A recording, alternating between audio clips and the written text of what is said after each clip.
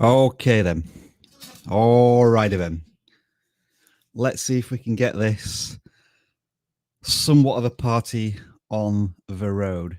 Folks, just first let me know if you can hear me. As far as I can tell, I should be speaking into a live microphone that you can hear. But do let me know in the chat if that is actually the case. Can you all hear me right now? I'm seeing yes. I'm seeing yes, we can. Okay, great. That means this kind of worked. So let's do my official intro of some description at this point. I don't know if you were here yesterday, but Dan did say if this happened in the morning, he could imagine me just blurry-eyed talking randomly into a camera with my sleeping cap still on.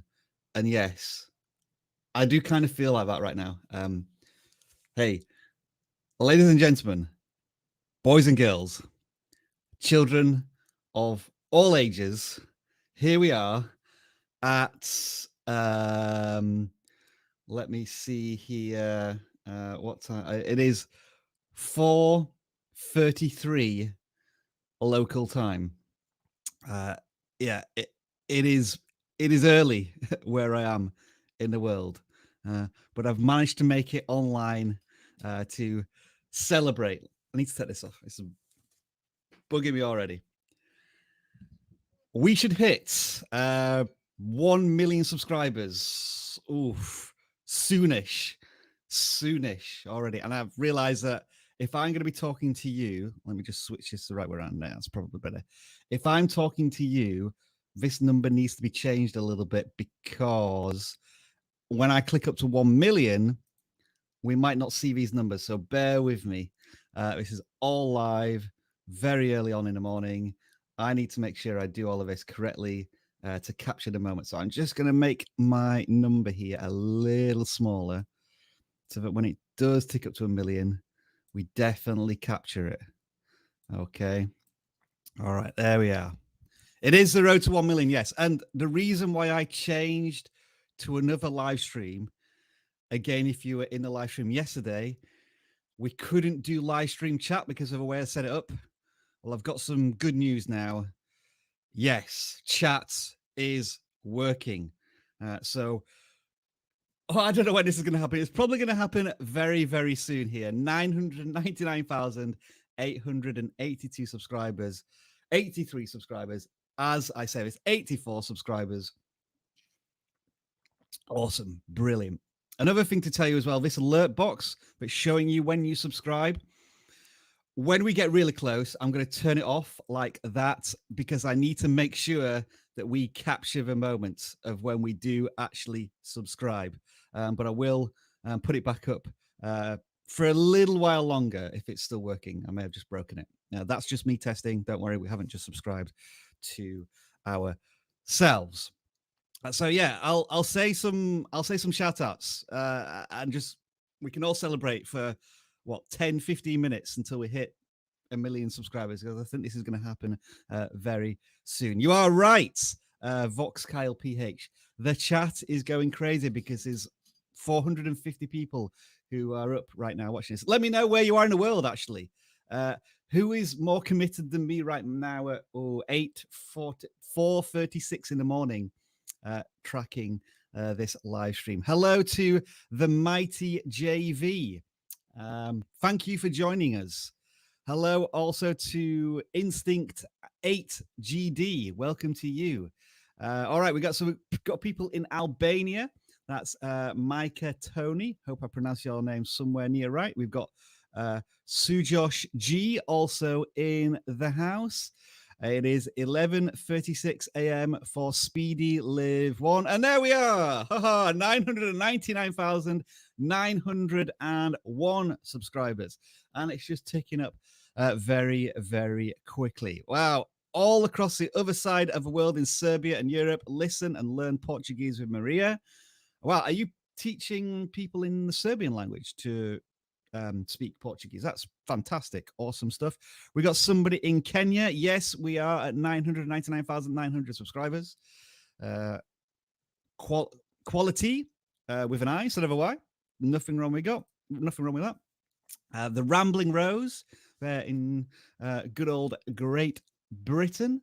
I do apologize if I ramble quite a lot.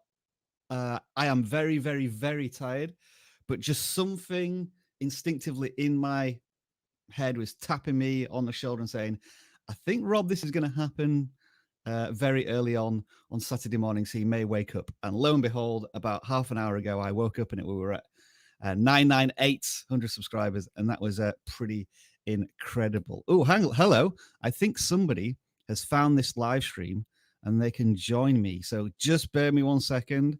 I'm going to add him. I'm going to press that button to make sure that this all works properly. Viper in the house. Hello. Yeah, baby. What's up, Rob? It is. I'm all good. Thank you. I'm all good. Right. So if you're here, that means I need to make this a little bigger now. If we're going to have it kind of split screen like this to make sure that everybody can see it. There we go. What time is it in your part of the world, Viper? It is 6:38 a.m. I was wondering, I'm like, man, if he's going to be up, because I was thinking like, man, if he's not going to wake up, then I'm going to have to figure out how to control this myself, because I don't want to be, I don't want us to have us to cross me without a human being on here. I wouldn't let that happen. So I'm glad you're up. That is fine commitment from you. Thank you very much, sir. I'm just welcoming people and saying hello. So, Viper, if you see anyone in the chat that you want to say hello to, I'm just going to bring up some people. We can say hello as we go down this list. Josh the Bosch, like that as a channel name. Yeah. Chewy Marshmallow. Wow. That's a name. What's up, Chewy Marshmallow? Yeah, this is going so fast. Viper, this is going to happen. This is going to happen in about 5 minutes. They're ready to go. Yeah. Oh my God. Yes. Wow. Look at this. Holy crap. We are right flying out here. 600 of you. Come on. I just need 10% of you now to click that button. Oh my goodness. Look at I'm going to turn off this alert box. So this subscriber box, it needs to turn off to make sure that we capture this. Yeah, you might want to turn that off. Yeah, definitely. Do that. And I think this might work. What if I do that? No, I don't want to do that. Lord, no. No, don't want to do that either. I want 630 people. Holy crap. That's what I wanted to do. All right. There we go. Now on the full screen. Everything is all good in life. Yeah. All right, Rob. You got to tell the people how you feeling inside right now. We're getting really close here. I'm really tired, if I'm honest, Viper. Really, really tired. Because yesterday was absolutely bonkers trying to set up all of his stream in the first place and making sure that stream went fine. And then I just couldn't switch off after it. I was just looking at the counter all of the time. I don't know if you saw sometime last night, we lost 200 subscribers just like that in a YouTube audit. And that freaked me out a little bit. So yeah, and now it's just going up and down all of a sudden we're losing 20 subscribers. Woof. Wow. You are right. Your channel, your review channel list is so cool. This is cool. Wow, this is crazy. I've been up until I think around 4 a.m. looking at this. It was funny because we were at 999,815, and then I woke up like 30 minutes later, and then we were down to 999,756. I'm like, wow, YouTube's really purging out here. But yeah, we're closing it now. I know a lot of people have been just setting up accounts and stuff or changing their channel names and subscribing. That's awesome and really funny. But then YouTube will swiftly sort all of that out. But yeah, I'm almost lost for words. I didn't plan anything. To be quite honest, for this. Well, it's okay, Rob. You're doing what I think we should do. We're live streaming. We are enjoying this moment with the people. They definitely wanted you here, so I'm glad you're here to see the moment, because it's one thing for us to cross 1 million, but the people want their Rob Wilson here to experience the moment with them. So it's good that you're here. Well, thank you for that, Viper. It is appreciated. It very much is appreciated. What we are now? 965. Wow, 966. This is bananas. Go. Yes. Yeah, I would not miss this for the world. I'm not missing this. If you want to start clipping, there's probably a clip button on the live stream right now. I think it's there for us or you. Get ready to start clipping it probably when we hit 990. I don't want to touch anything on my computer now to make sure that I capture this I have moment. I have a clip. I've never used it before, but I have a clip option. Yeah, it's weird because it's like a slight delay, so I might have to figure that out. Yeah, I mean you can backtrack, so it should be fine. And I've got this now live recording on my computer as well, which means that actually, let me just start the recording. So I'm going to start recording also on my computer, so we can capture the moment as well. And I can't just let's just see this moment happen now. Yeah, blimey, 800 people watching. See, the live counter says 987, but my live stream says 985. It's so crazy. All right, let me start. Let me be ready. I think this is the most accurate one. I've got the live stream recording 998. Yeah, you got the most accurate one. Okay, 998. 987. All right, let me. Oh, now y'all need to stop unsubscribing and trying to beat a million. It's not going to work, y'all. Just stay subscribed. We're never going to know who's a millionth subscriber, by the way. No, we're not going to know, unfortunately. YouTube doesn't tell you that. Stop unsubscribing and resubscribing. It's not gonna help matters. Yeah, it just ain't gonna happen. All right, I think this is gonna be. All right, I think we're down to the final 10. You can sign a clip. Hold on. 5, 6. Clip. All right, I'm clipping this. All right. 6 subscribers to go.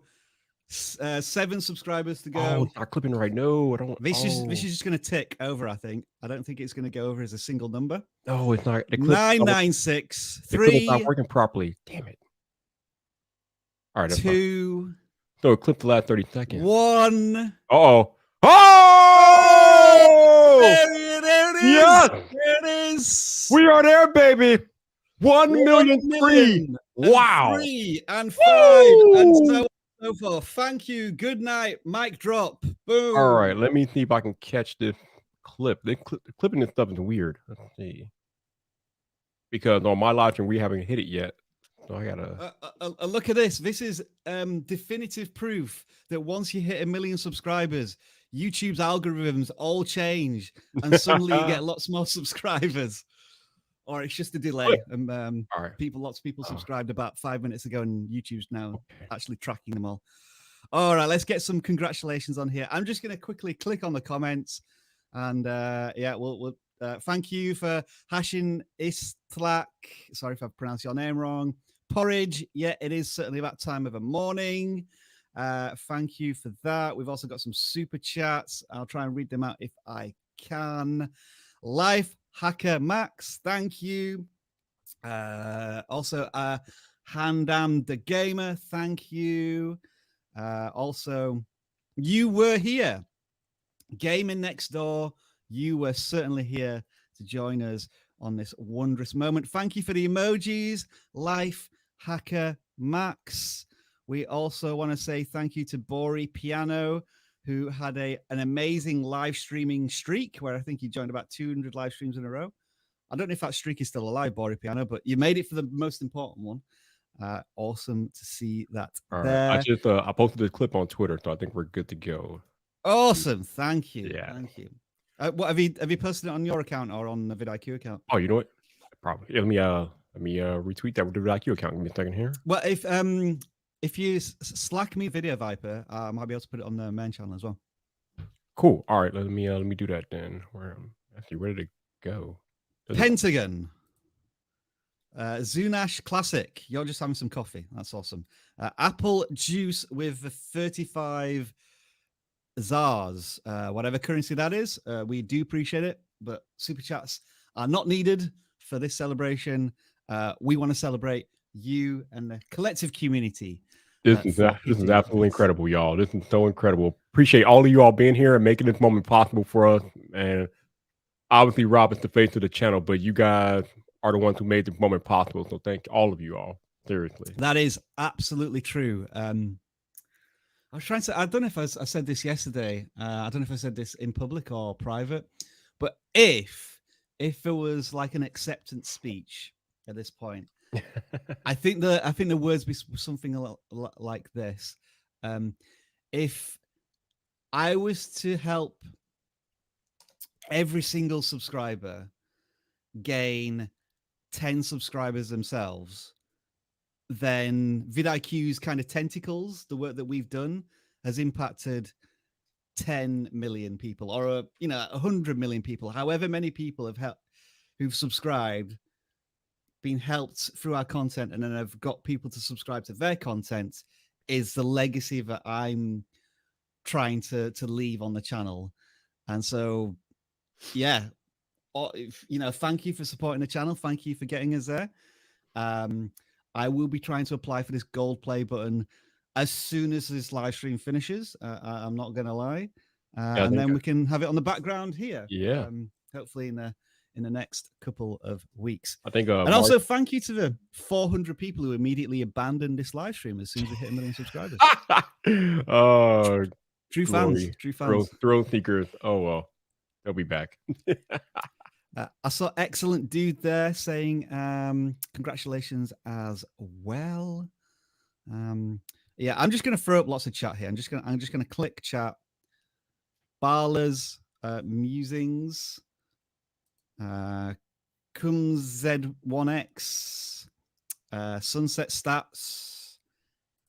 Black Cat Kitchen. Somebody's controlling our chat. Who's that? Oh no, vidIQ's daddy. Sorry, I thought that was us, but it's actually our parent. Thank you, whoever changed their name to that. Appreciated. You can change it back now. We've hit 1 million subscribers. Sophia Lynn Vega, Duba Das. We've also got Connor E 2011. The Rambling Rose. Kums 1Z. We've got the Magic of Kuma. We got Baratified, YTB. We got Josh the Bosch, Sweet Mother TV, and also we've got Product Creation Formula, all saying congratulations, along with many others. We got Charlotte Charles. Hi, Charlotte. Appreciate you. Oh, you can control it also. Yeah, right. Bring some up. Hamlet Jr., what's happening? How you doing? Locktar. Black, what's up, Black? Appreciate you. Yeah, like I said, thank you guys again for being here. Rob, I slacked you the clip. I don't know if they're gonna work it back, but I did slack it to you. Yeah, 1,070,000. I kind of figured once we hit 800, it happened quick, but once we hit 900, it took like minutes. Damn. Whew. Oh yeah, man. I think quite a number of people were holding back, and when it got to like 950, it was like, let's all subscribe, and then there was that delay. Okay. Got super chat in here as well. Who was the super chat from? We have Luciano here. Thank you. Luciano Thank you Lopez for Lima. Thank you for rocking with vidIQ. We appreciate you. For the €5 there. Indeed.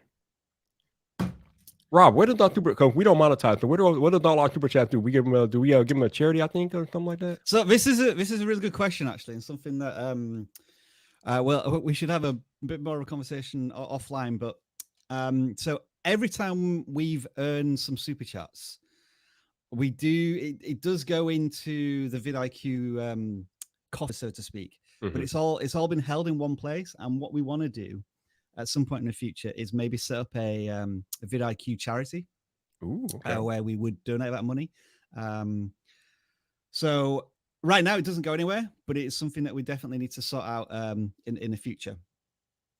It doesn't often happen because usually the super chats are going to one of the fundraisers I set up.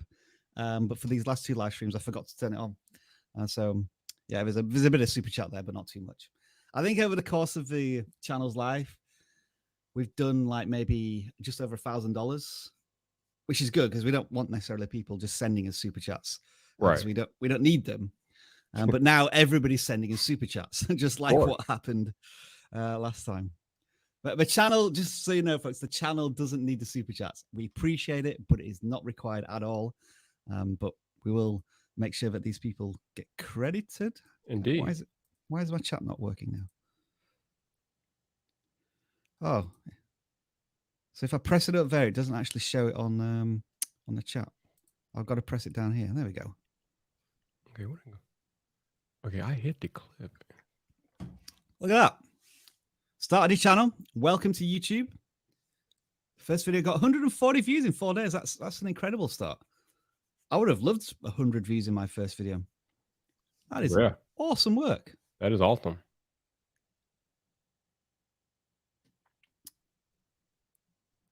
I'm not quite sure about that, Josh.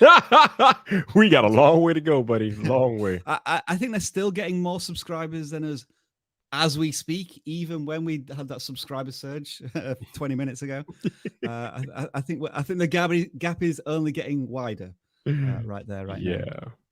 You know what I was a little worried about Viper was like we'd hit like 1,000,005 subscribers, and then all of a sudden we'd just go back underneath because like loads of people have unsubscribe or there'd be some weird audit.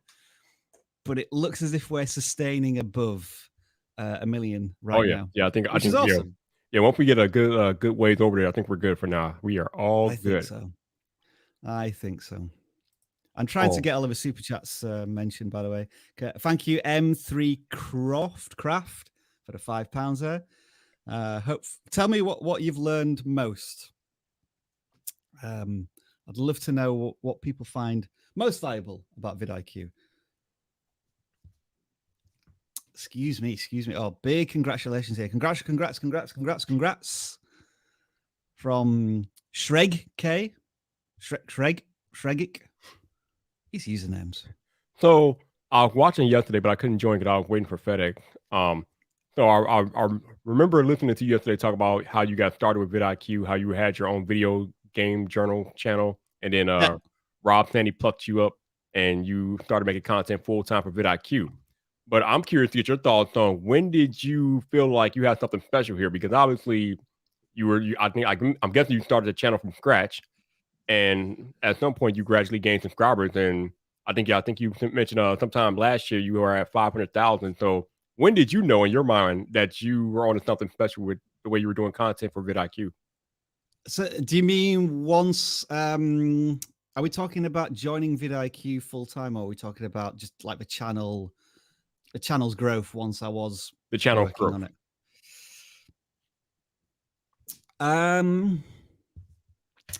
I would say once we started hitting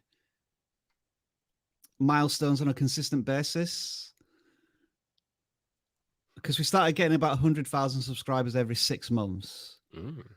And I think it was in 2018 when I'd been at vidIQ for a year. And the channel had been just like plateauing. We were doing the same number of views per month for a few months. And then all of a sudden, when I started making videos that were tracking actually doing some videos about Mr. Beast and then PewDiePie versus T-Series.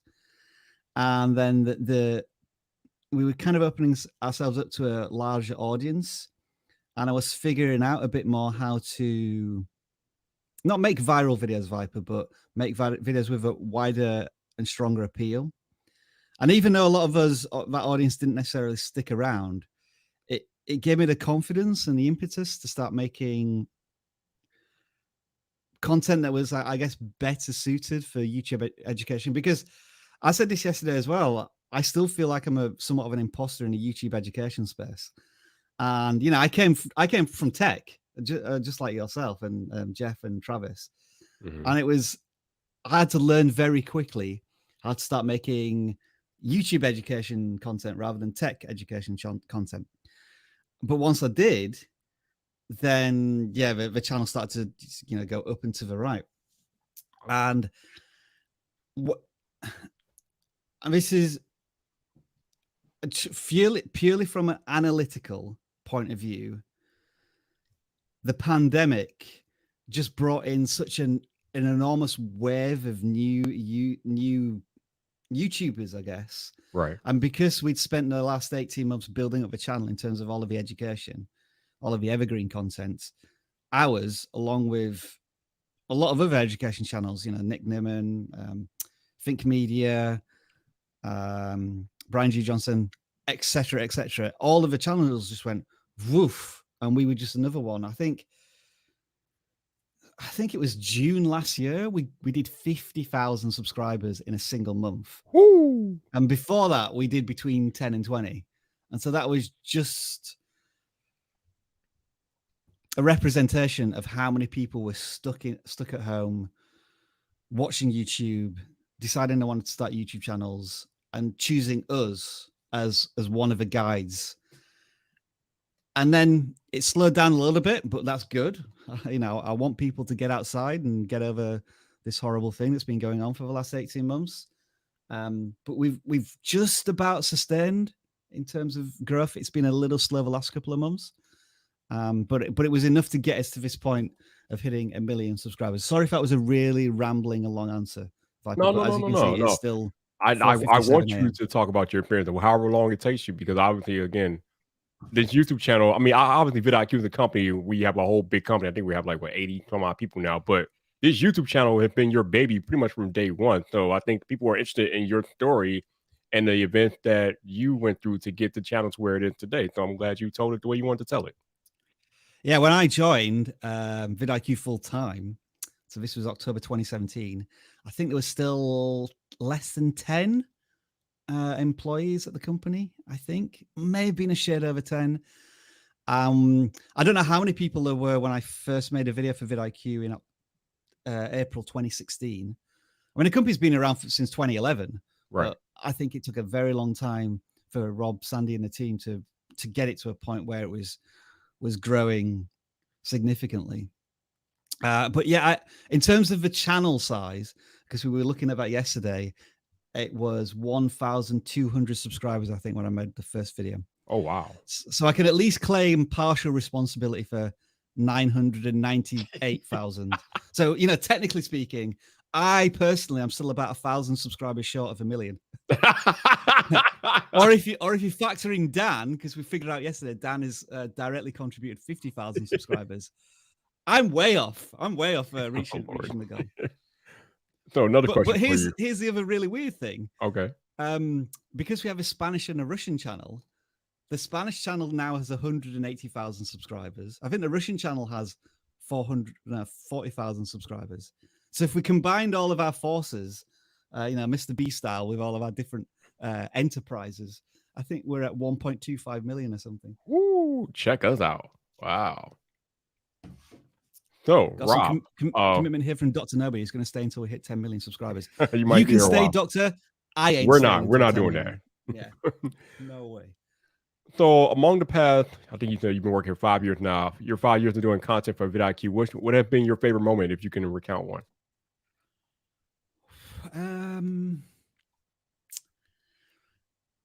I can't think of a specific vidIQ video moment, because I've made like 900 videos for the channel now, and it's just turned into a bit of a mushy blur. There was a couple of occasions 2 or 3 years ago when we were making some really viral content, and I'm sure you've done this, Viper, when you've checked the velocity of your channel, and like you get really happy if you're getting, I don't know, 500 views per hour or like 1,000 views. It's all relative for all creators. Mm-hmm. And there was a couple of occasions when I was doing the PewDiePie versus T-Series commentary videos that the channel was showing that we were doing 40,000 views per hour, which was just insane. And it was, it wasn't sustainable. I couldn't carry on doing that. But to know I, as a creator, had the power to bring in an enormous audience like that was pretty special. And now we do about 2,000 to 4,000 views per hour, and I think I'm more happy with them in a sense that those are all really valuable views for our intent to educate creators. I think going beyond just making video content, and I mentioned this to Dan yesterday, speaking on stage has probably been like the proudest moment so far, like speaking at VidCon and then Vid Summit, because I still believe I'm quite an introverted, shy person. And so to do something like that and to feel as if people respected what I was going to say at one of the premier video conferencing events was unbelievable. And I remember as well sending a message afterwards to Rob Sandy, just thanking him for the opportunity that he gave me to do these types of things, and to do all of the traveling and whatnot. So I think those would be my highlights, but one specific thing, nothing's really jumping to mind, I would say. Gotcha. Okay. All right. So here's a very pointed question then. So you have helped this channel just cross 1 million subscribers on YouTube. So Rob Wilson, Yeah. if you could talk to a new creator face to face straight away here who wants to hit 1 million subscribers on YouTube one day and they're starting today, what would your advice be? Above everything else, be relentless. So I'm not talking about thumbnails here or titles or video content strategy. I'm talking about never giving up on what is, I would say in this day and age, one of the biggest creative and accessible opportunities in the world.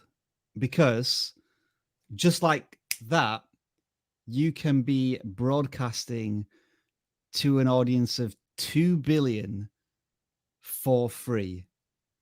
And to have that, I guess, power and responsibility and opportunity, I don't think there's another platform right now in the world that can do that. But it takes a lot of time. It takes a lot of hard work.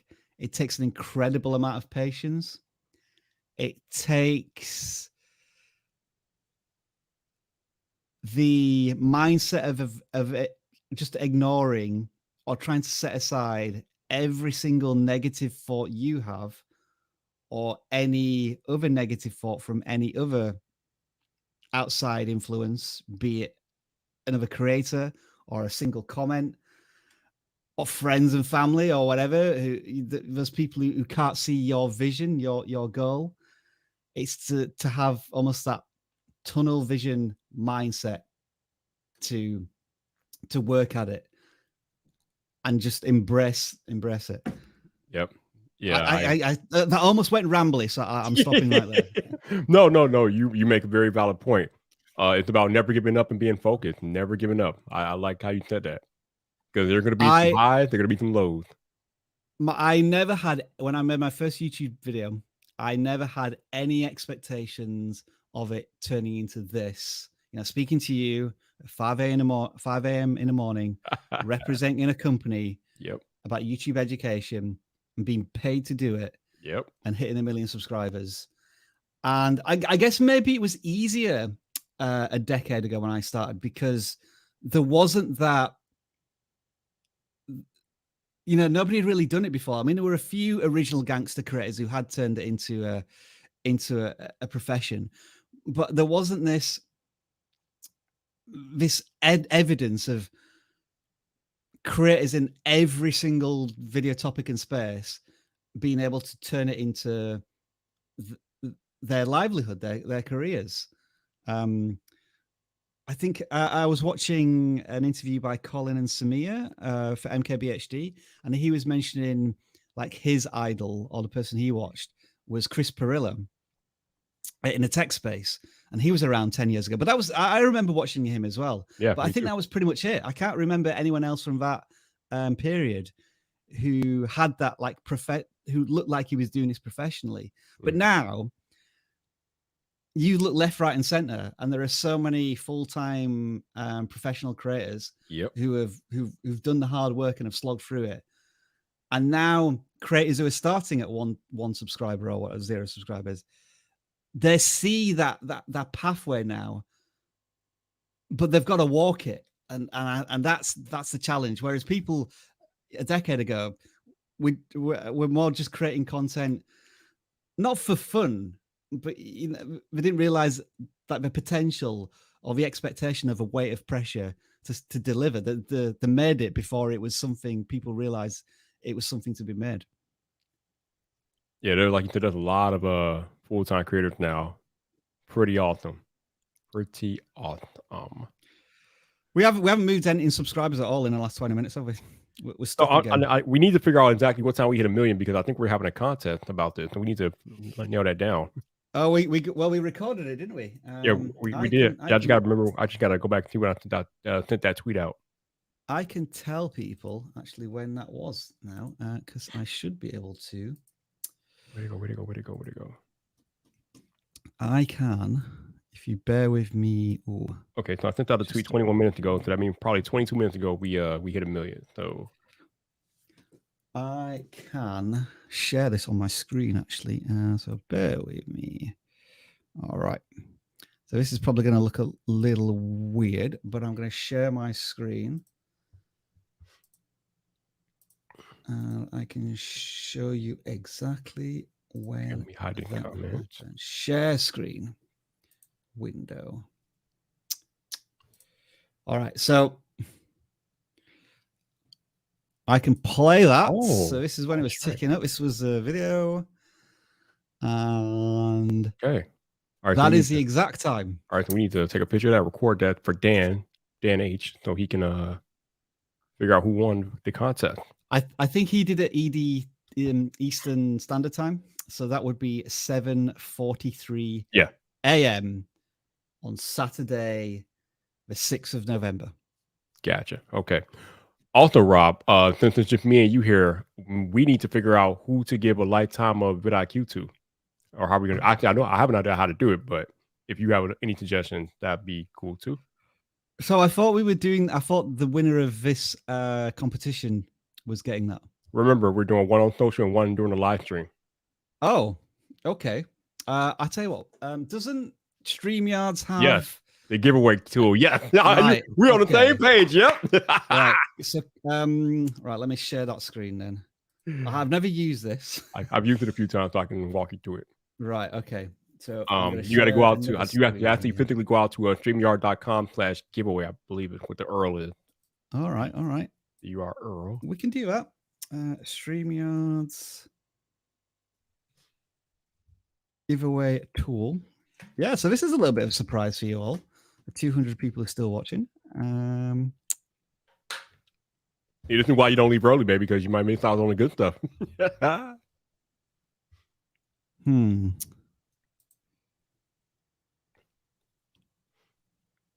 All right, hang on. Let's just share this for everybody, right? So,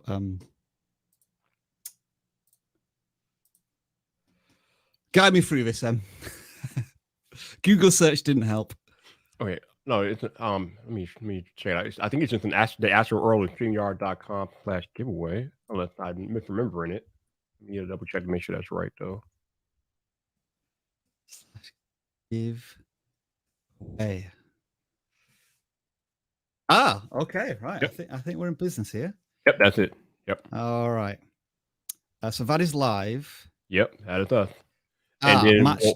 We just have to figure out what we want them to type in the chat. Okay, should we just do hashtag 1 million? Absolutely. All right, so right now, if you guys are still watching, you need to type 1 million exactly how Rob has to type here, or hashtag 1 million in the chat right now if you want a chance to win a lifetime pro or booth membership to vidIQ. Yeah, you will get vidIQ as the NWO would say, for life. For life. That's right. All right, so yeah, I think so. Right, okay, so I'll put a timer of 10 minutes on this. Ooh, 10 minutes, okay. Yeah, so you got 10 minutes, folks, to get your entries in. And as we can see, a lot of people are now doing that. So, by the way, this is not the winner. Right. Just to let you know, I'm just showing people who are doing a hashtag right now. Right. This is what you need to type in. Exactly like that. 1 million. And don't try to type it in more than once because it only counts for one time. Yeah, you can see it's doing its thing. It's doing its thing. Yeah, you only get one entry. No matter how many times you type it in, you only get one entry. Oh, we've got to stay above 1 million subscribers in order for us to do this draw. So please stop unsubscribing. That's right. We dip below 1 million. Y'all all out. It's all off. It's over with. Off. Null and void. This is fun. All right, yeah, got another million. Just keep doing this. 108 entries. Because we've got 259 people watching right now. Let's assume that 30 people have already got vidIQ. But mind you, even if you already got vidIQ, you can win it for life. Exactly, for free. Why? I mean, so yeah, we've got 270 people watching, and we've got 138 entries. So we kind of want everybody to enter before we draw it.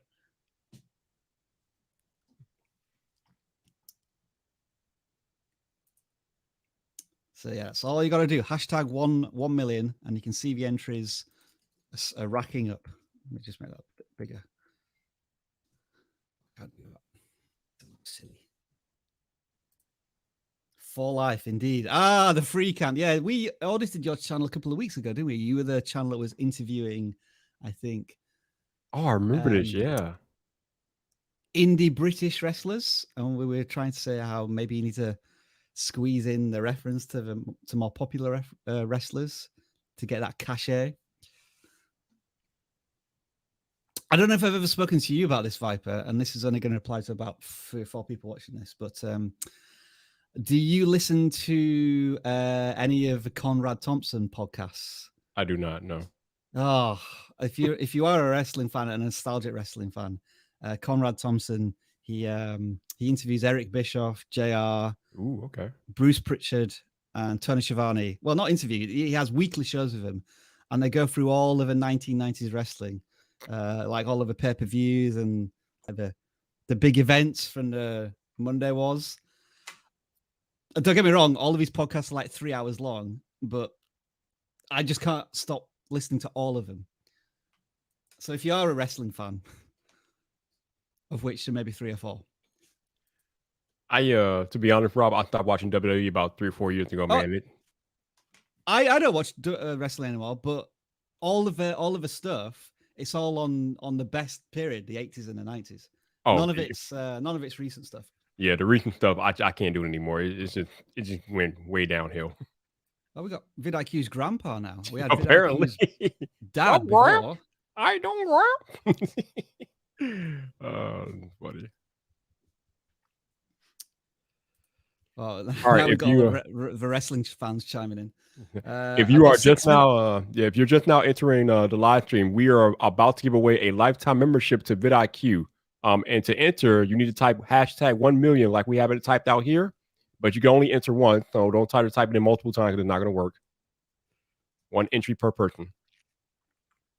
We're up to 200 entries now with 280 people in the stream. Yep, I think we're going to be drawing a winner in about 5 minutes, Rob. Yeah, in 6 minutes, 10 seconds. Oh, yeah, he got that timer on deck. Okay, we will draw the winner. All right. Draw the winner. So what were you in the middle of building your Batman Tumblr? No, I actually have not started yet. So are you? I've spoken to Jeff about this. Are you a Lego building fan as well? Probably not as much as Jeff. I just love the Batman set they bring out. Right. Okay. So have you got the Batwing as well? That one I don't have yet, but I have the OG Batmobile behind me here. Yeah. But and I have the Bat Tumbler that I just got yesterday. But so which one was that then? So the OG Batmobile right here. Oh, okay. The 1989 Michael Keaton Batmobile. They classed it the best whenever. So that's there. And then I have the Bat Tumbler on the floor behind me here. You guys can't see it. But yeah, I don't have the Batwing yet, but I plan on getting that one too. If I had a house that could support a man cave, I would have tons of Lego. But right now, I've already taken up too much space, and my wife won't let me buy anything else. What, too many helmets? So yeah, as well as all of the helmets, I've got the Avengers helicarrier, the big one, like 3,500 pieces. Wow. I've got a Star Wars Carillion Corvette, a couple of the Star Destroyers from the first set of films, and then the space shuttle. Oh, which one was it? They did one of the space shuttles. I can't remember if it was Endeavour or Discovery. Okay. But yeah, I've run out of space.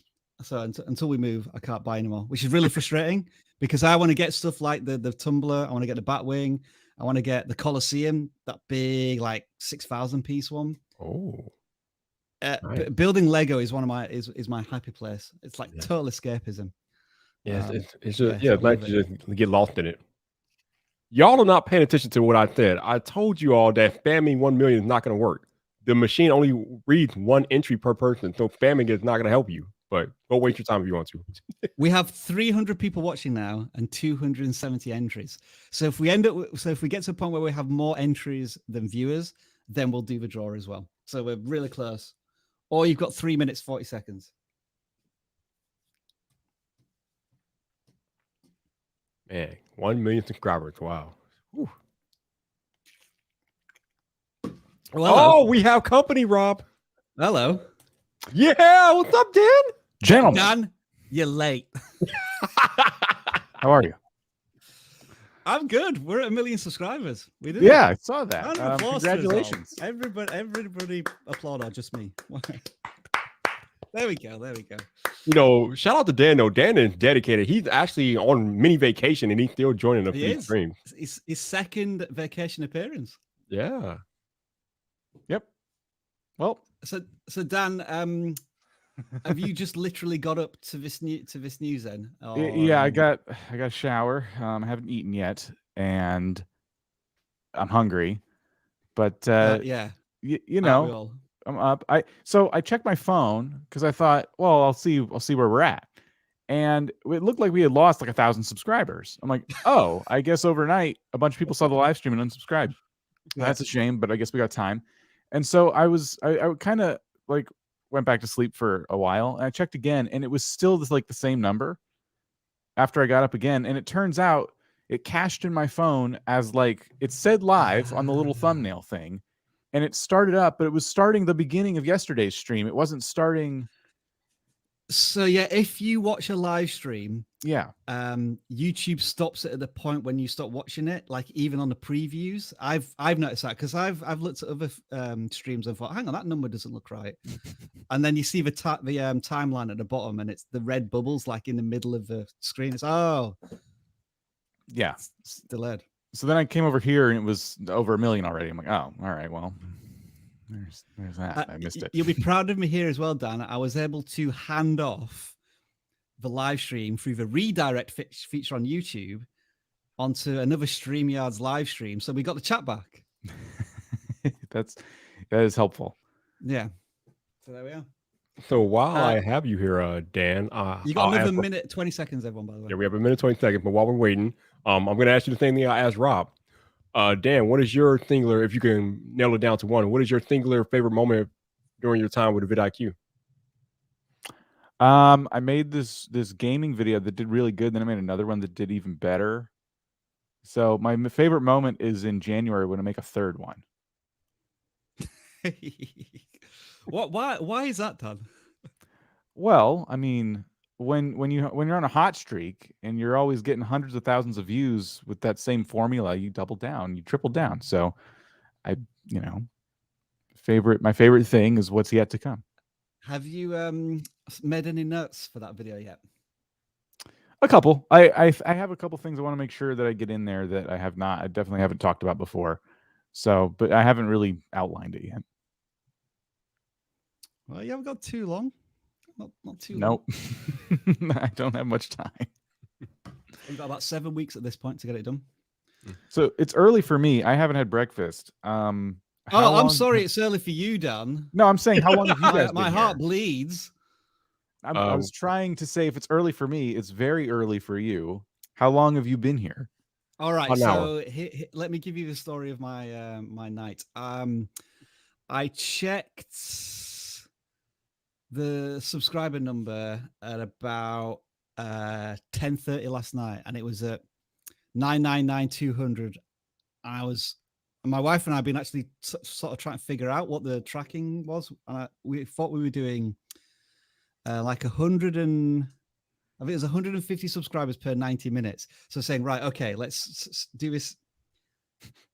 Let's track this out in 3-hour periods, and we thought we were going to hit it million at about 11 a.m. my time. So I started watching a Tiger Woods documentary on HBO. Yeah, just to try and, as I said yesterday, to try and separate myself out from YouTube and everything, just to relax a little bit. And I managed to fall asleep, but then I woke up at 2 a.m. because I was still just a bit wired from watching these counts for the last couple of days. And I think we were at 9996 at 3 a.m. in the morning. And then I managed to fall asleep again. And then woke up about 45 minutes later at 4 a.m. and it was 99988. And you know how fast it went yesterday down when we went live. I thought I need to get some clothes on. I need to turn on the computer, and we're going to hit this very soon. And so here I am, 5 o'clock in the morning. You didn't sleep. And I've probably got about maybe 2 or 3 hours sleep. So it's not been a complete disaster, but I'm not going to be able to sleep afterwards now. I'm awake. The day has begun.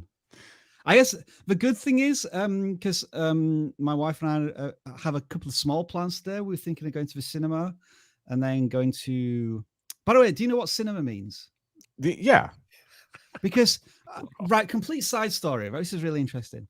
When I first went to Seattle, I asked... we were trying to find a cinema, and I asked somebody outside a hotel, a concierge, I think, and they didn't have a clue what I was saying. I don't know if they didn't have a clue what I was saying because of my accent or because cinema isn't the word used in America. What do you use? Like go to the movies, or it's just an adult movie theater. What? Huh? Yeah, the cinema's the adult movie theater. I'm not judging. What? Me and you have a different understanding of cinema. I think cinema means very different things. No, it's just movie theater. It's just movie theater. I just wanted to be funny. Yeah, so right, movie theater. Is that the common phrase used in the US? Yeah, I think cinema sounds more sophisticated though. Yeah, we don't use cinema. All right, Rob, I think it's time to hit the button. Where? Hang on. You asked me why did I get sidetracked about cinema? What was I talking about? Your plans for today is what you were. Yeah. So one of the plans was that my wife was going to buy lots of balloons from Party City and have them in the office. That moment is gone, unfortunately. But I appreciate the thought, Sarah. But now it means that we can go to the cinema, and then we're going to go to a restaurant afterwards because we've hit 1 million subscribers. So now you can do whatever you want. Yeah. Yeah, I can do whatever I want. All right, shall we do this? Yeah. Shall we pull out a winner? So Dan, to remind you, go ahead, Rob. You've all been putting in hashtag 1 million for the last 10-15 minutes, and we've collected 363 entries. There's 280 people watching now, so some people have entered and left, which is awesome. But whoever it is, we're going to draw now. So whoever wins, you may need to contact us. I don't know if this is a case of don't contact us, we'll contact you. But through YouTube, this can be very hard to do. So we might want to take a screenshot of this, because have you done this before, Viper? Once you press a button, it's just going to do it, right? Yeah. It's not going to... Okay, so we're going to pick a winner, and then we'll screenshot it, and then we'll try and find this person, whoever it is. Because it's difficult to message somebody on YouTube. That's why I'm a little anxious about how this is going to work. But anyway, let's do a drum roll. And I'm going to press the button. All right. One of you are about to win a lifetime membership to vidIQ. Yeah, that's everything. All of the tools, all of our academy courses, and everything in the future. 5, 4, 3, 2, 1. Who's it going to pick? Who's it going to be? Who's it going to be? There they are. Here we go. Here we go. Here we go. The winner is... Oh, all right. Navinu Dananjaya. All right. Congratulations to you. Congrats. I'll just screenshot that to make sure that we have them. And we will be sending you some information about how you can claim this prize. And actually now, just try and visit the channel. I'm not gonna give him a channel order or anything right now, but it'd be nice to know who just won the prize if we can find them. Okay. Oh no. Okay. All right. That's a bit weird considering that they obviously do have a channel because they just commented on the stream. We'll find you somehow. How is that even possible? I don't know. That's weird. Well, some people just have YouTube accounts just to watch and comment. They don't really have channel per. Wouldn't it have like 0 subscribers though? You would. Yeah, No, you would I think you can actually have an account without having a channel. But if you click on Studio, it's like you need to start a channel. Okay. Well, congratulations, Navinu Dananjaya. We'll be trying to find you soonish. Right, I'm going to stop sharing my screen now. Let's just get back to this. We haven't had any subscribers in about 30 minutes now. It's a bit frustrating. Wait. There's one. We're stuck. There's one. They're out there. They're in the wild. Wait, was it like minimized? Because it's like rolling up now. Is it? Oh, no, maybe not. No, I'm sharing this on a separate screen, Dan. So it should be real time. And now, actually, what I can do is I can turn back on the alert box and I can make it stupidly massive. Yeah, so if any... Oh, hang on. So you see me do live alterations now. If you ever see this on a live stream, this is when a human being is trying to fix loads of stuff in the background. Okay, right, hang on. So, Dan, you are better than me because before I came on here, I made sure I had a sandwich. I will need to probably do the same soon. I have a little bit in me. I got my coffee at least. There you go. Okay. There we go. So if people subscribe now, they should have a huge, big thank you subscriber thing appearing. What's on the agenda for today? There is nothing on the agenda, Dan. Oh, okay. I mean, this agenda. He's done. It's 5:20. Yeah.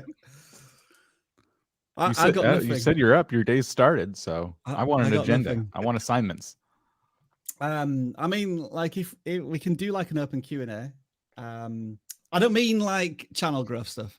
I'm done with that. We're over 1 million subscribers now. I'm done with helping people grow their channels.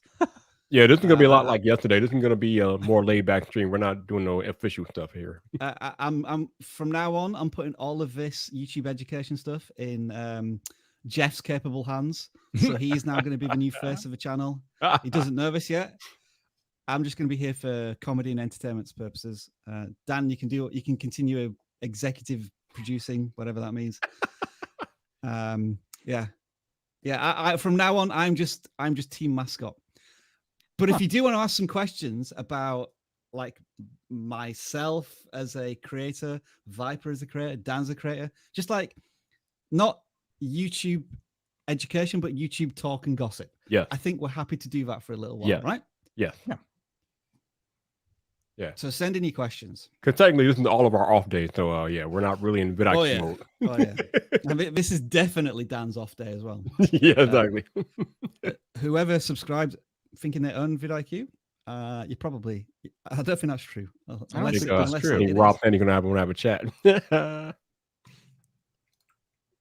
I didn't know you could claim ownership of a company by making a YouTube account and just stake. Apparently, you can do a lot of things if you're a YouTube commenter. It is official. I guess while we've got a bit of breathing space now as well, I can show you what happened last night. This is when I was really starting to get stressed.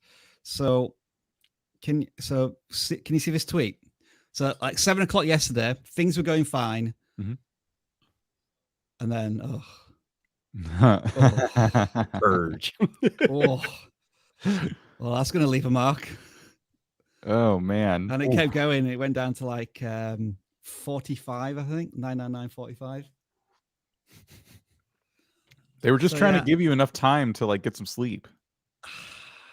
That is true. Yeah, I guess if we'd not had that audit, it would have been 3 o'clock in the morning or something that we would have hit it. Anyway.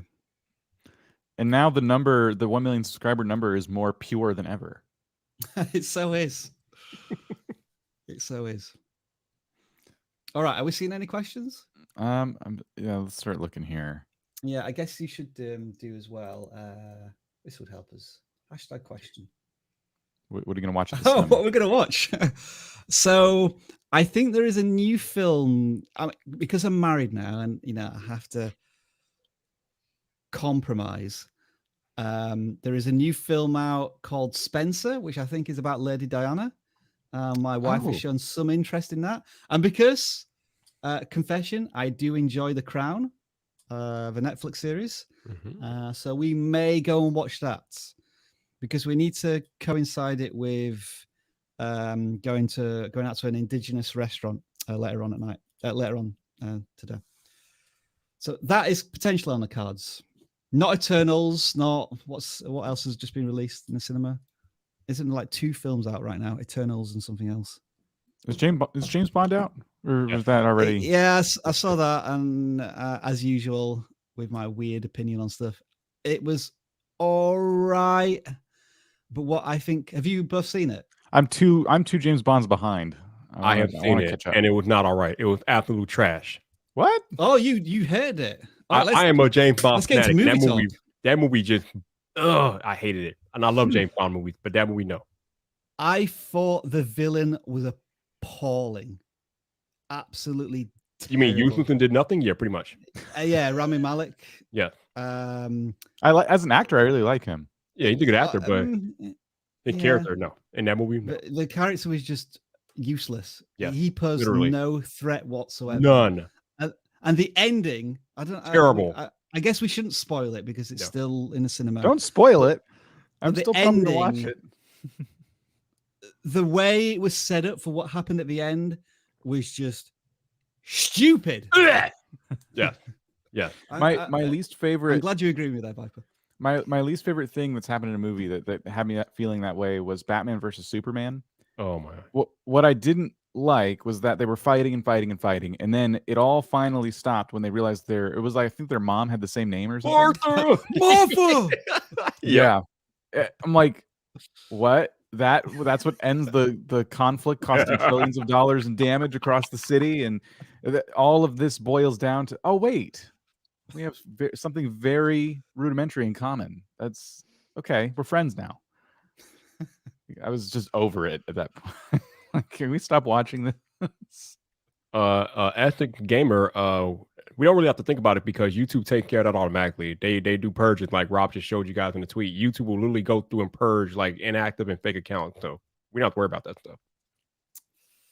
Yeah, I guess this is another reason why I will say that actual subscriber counts don't mean that much beyond like a vanity metric and winning prizes and trophies.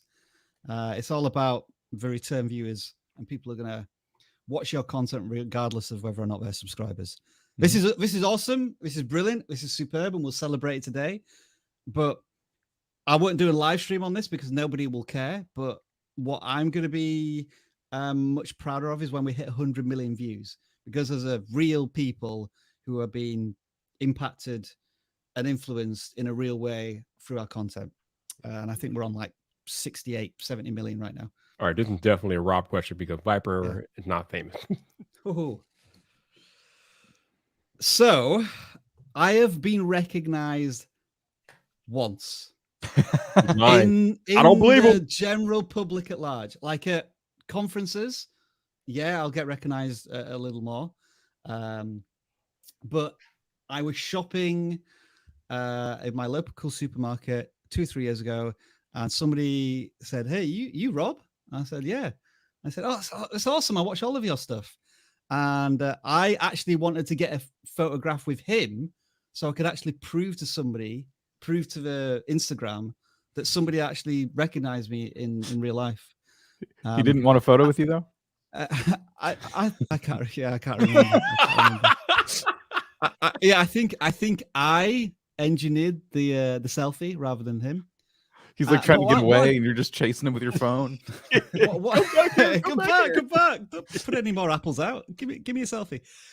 What I do remember him saying though was that he was planning on giving up his job at the supermarket. And I don't know if it was specifically to pursue his YouTube aspirations. But like I never saw him again there. Like we shop there every single week, and I can't remember seeing him again. So I wish him the best of luck wherever he is now. If he did pursue his YouTube dream and goal, and I hope you're somewhere there. But yeah, I've never been recognized in the street. Dan, I guess same for you. Yeah. Anonymity. I do my best to just stay indoors all the time, though. So they deliver your groceries. Yeah, you're now. not you're not even recognized by your partner these days, aren't you? But wait, what? I'm joking. Oh, okay. Yeah, probably not actually. I spend a lot of time just. And Viper, surely you get. I mean, people must see and hear you from miles away. No, I don't. You have that aura.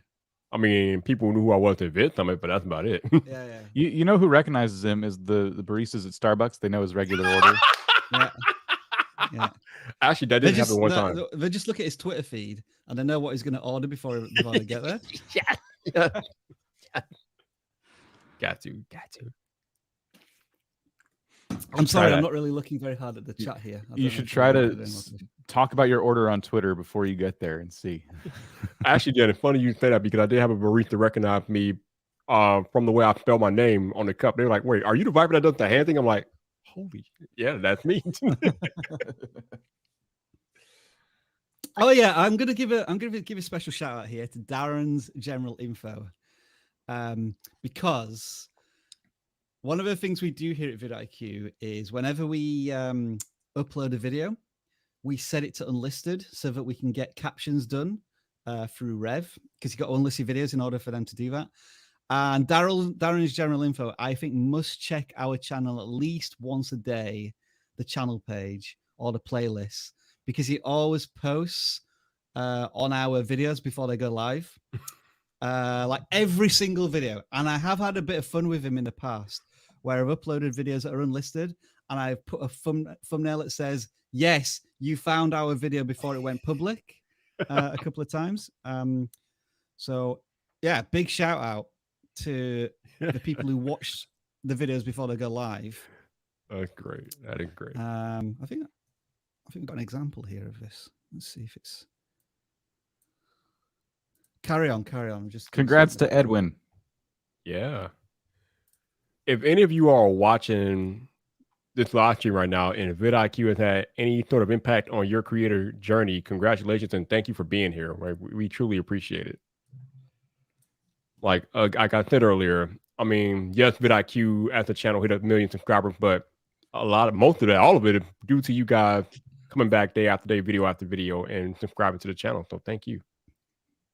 So here we are. Let's see if we can get this look a bit better. So this video here, millions of YouTubers can now do this. It's still private. Well, no, it's unlisted. This one right here, it's unlisted, but already 55 people have watched it. And in the comments, I think this is going to go live on Monday, by the way. Darren's general info. Always nipping in there with his comments, but they're always the other really good thing is that he actually watches the videos and comments on the videos rather than some people just say, "Hey, long time no see an unlisted vidIQ video," whereas yeah, Darren's talking about the video itself, so I always appreciate it when he does that. So there's another little insider thing you've learned there. What game am I looking forward to releasing next year? I don't have any games on the schedule that I'm going to release. I've actually not made a video game, but you know, when I do, I guess I'll let you know. We can talk about video games a little bit. If you want. Oh, you mean what games did other people make that I would like to see released? Oh, well, I don't know if you saw it, but there was a trailer. So there's somebody by the name of Concerned Ape. They made Stardew Valley, and they just released a trailer for their new game called Haunted Chocolatier, and it looks a lot like Stardew Valley, but better. He's obviously improved his animations, his art style, and there's no release date. I don't even know if it's going to come out next year. He takes his time with projects, but he tends not to announce things until they're of a certain quality, and you can tell there's already a lot of polish in what little of the game is built, so it looks really, really fun. I love games like Stardew Valley. And it's going to be, it's also not going to be like Stardew Valley. Apparently it's going to be different, but it's going to feel like it's in the same world, which I'm excited about. I am still playing Assassin's Creed Valhalla. I've been saying that now for 3 or 4 months. I'm 75 hours in. I am now at the point where I'm just doing the missions. I've stopped trying to find stuff and all of the side quests because I feel as if I just need to finish it right now. And then on the docket, I've got 2 of the Tomb Raider games that I want to play. I've still got to finish Gears of War 5. So I'm still back in 2019 at this point, 2019 and earlier. So on PlayStation, God of War, the new God of War coming out next year. So I'm looking forward to playing that. Also, there's an indie game on PlayStation called Thufu, which is a kung fu game. I'm looking forward to playing that next year too. Like how you guys are playing all these like awesome games with like fighting and blood and gore. I'm like, Haunted Chocolatier. Now, the release of God of War may persuade me to get a PS5, or because the PS4 version is one of the best games I've ever played, I think. But I'm also getting into VR more. This cricket game, IB Cricket, is just phenomenal. Amazing game. Absolutely love it. But there's also I went on a bit of a binge of getting VR games that I still need to play. So there's Pro Golf, which I have, and then a game called The Climb. Dan, you may have heard of this. A rock climbing game. The Climb and the Climb 2. Where you're literally just doing that and your hands get very tired very quickly. It's pretty cool. But the thing that I've almost bought it a couple of times already is Resident Evil 4, which is now on Oculus Quest, and that looks pretty good. I remember it coming out on the Wii, and that was a bit of an experience because you had the Wii controller. So in VR, I imagine it'd just be even better.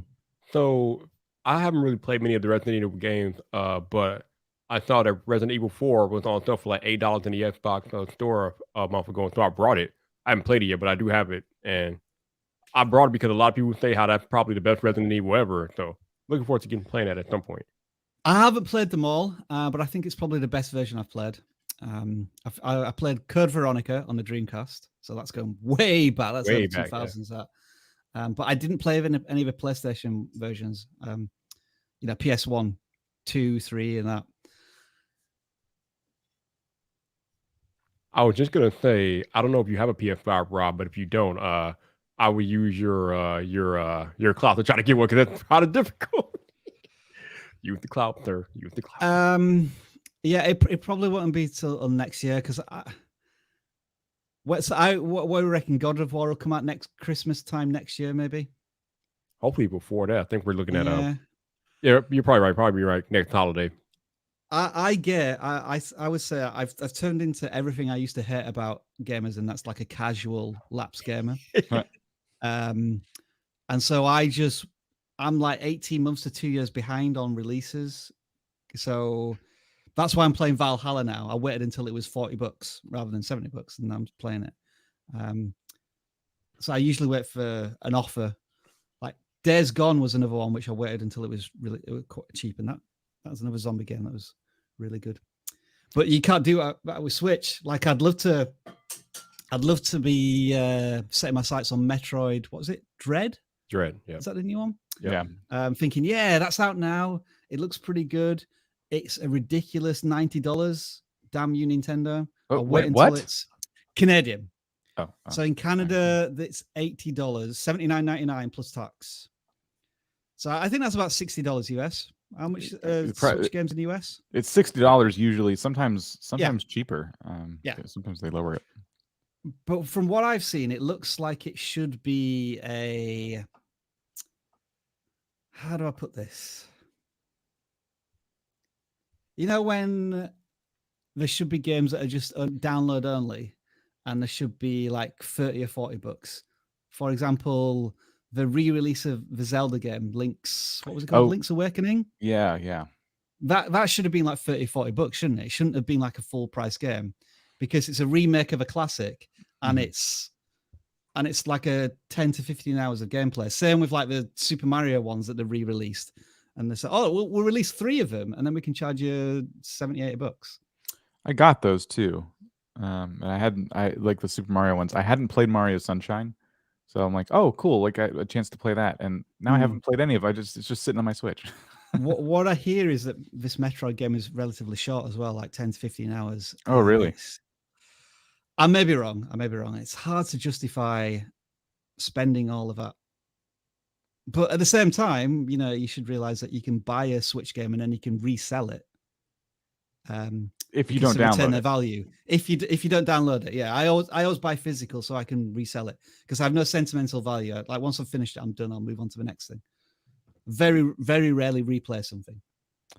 Have you tried Beat Saber? So my favorite VR games. Love the Vader Immortal series too. So Beat Saber is anybody who owns Beat Saber. Anybody who owns VR, who has a Quest or whatever, needs to get Beat Saber and then introduce it to people who've never used VR before. I think that's the gateway drug for VR. Once people play Beat Saber, it's like, oh, I get it now. It's that wow moment. So I do have it, but I've never bought any of the additional tracks or anything. I think what I've played the most on VR was Job Simulator. Yeah, I had that, but I just went through all of the jobs once and then I was done. I feel as if still right now there's a lot of very impressive technical demos in VR. That are fun to experience once, but I think very few VR games have replay value except for that cricket game. As for Vader Immortal, I got the first one and I did it within 90 minutes and I thought I've just paid $10 for this. Because it was all story and a tiny bit of lightsaber twizzling. So I'm looking for questions. Oh, here's one. Okay. Death Stranding Director's Cut. Fantastic. No, it's a Hideo Kojima game. I cannot stand Metal Gear Solid games. I think what? Hideo Kojima is too in love with himself making movies rather than video games. Go away. Oh, wow. That's a very strong opinion. Yep. You should ask him about Zelda. Specifically the newest one. So are you looking forward to Breath of the Wild 2? Do you think it'll prove on all the things you didn't like about Breath of the Wild 1? Is there actually a sequel? Is it literally Breath of the Wild 2? Mm-hmm. Yeah, I'm still looking forward to it. Can't wait. I don't believe you. All right. So all the other questions were how do I grow my channel kind of questions. Well, there's one. Let's try and move away from gaming stuff because this is just literally turned into gaming. Do you know what AEW is? Yeah, the wrestling. Yeah, it's wrestling. It's the other thing that I get caught talking about. AEW game. So I haven't really played any wrestling games since I think Raw on the PlayStation. I think my favorite wrestling game was Royal Rumble on the Super Nintendo.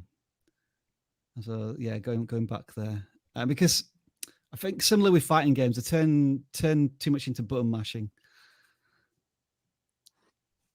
Okay, so Jonk wants us to, I guess, bet on when we're going to hit 2 million subscribers, and I guess he's going to keep track. Wow.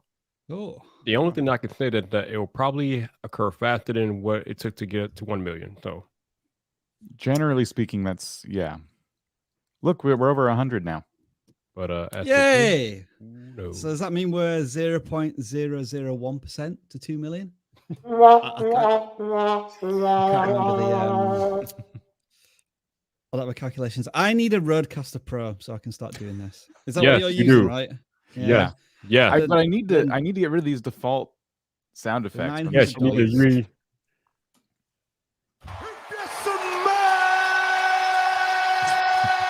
What the Rock is cooking.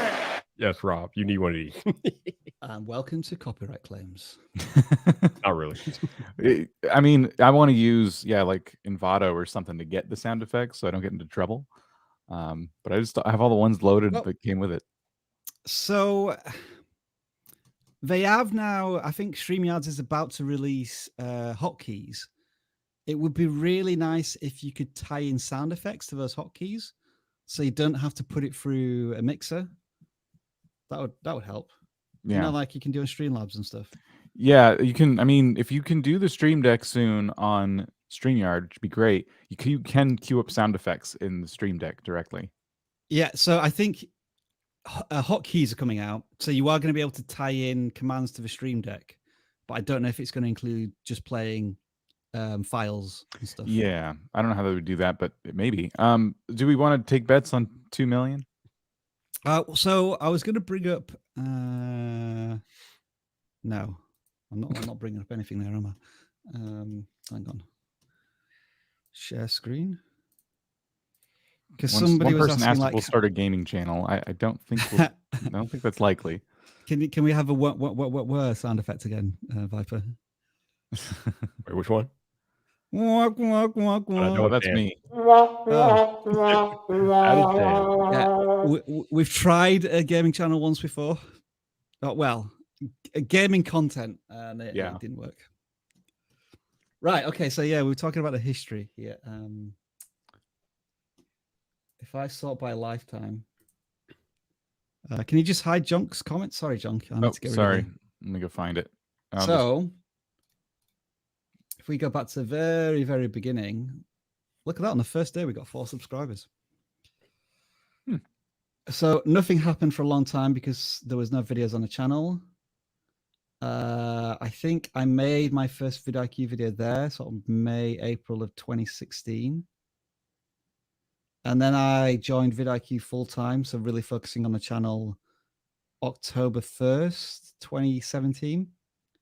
So from somebody being on the channel full time working on this, it's taken us 4 years, 1 month to get to 1 million. If you were to ask me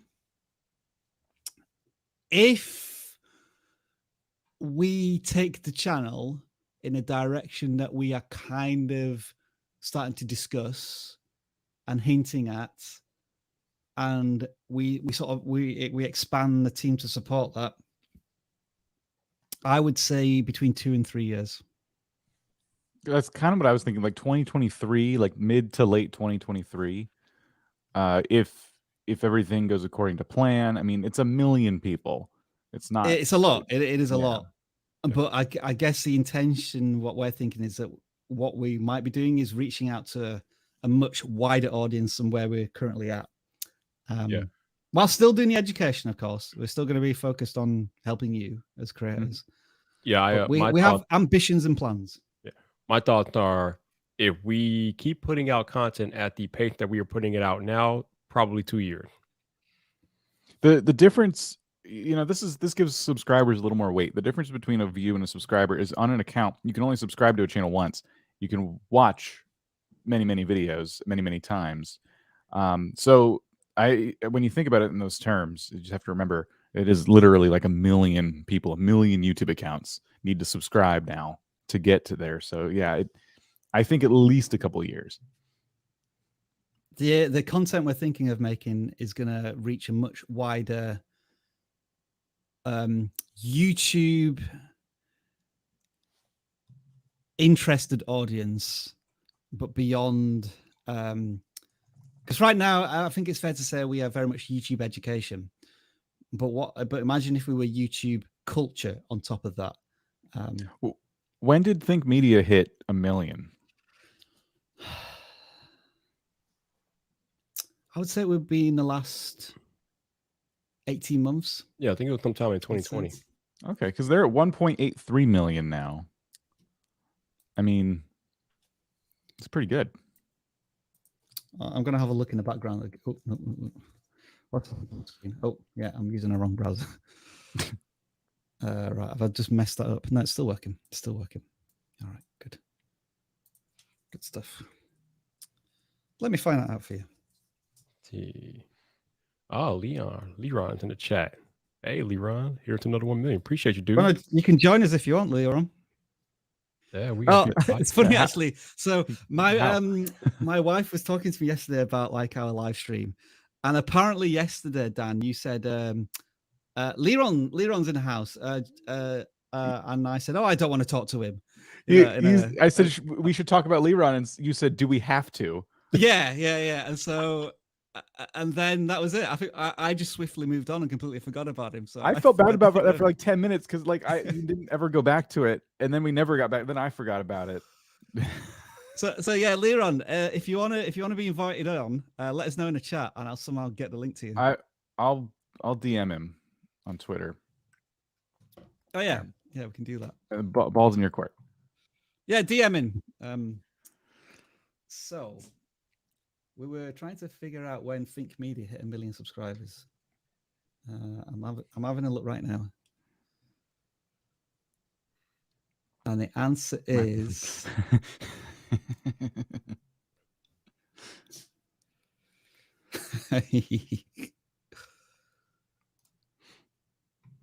Yeah, it must have been sometime back in mid 2020 because they were at 1.4 million this time last year. Yep. Yeah, like it happened quick. It does happen quick. Yeah, so we'll have to see. I'm excited. Let's see. Are there any other questions not related to channel growth? Which feels like a weird thing to say here. Yeah.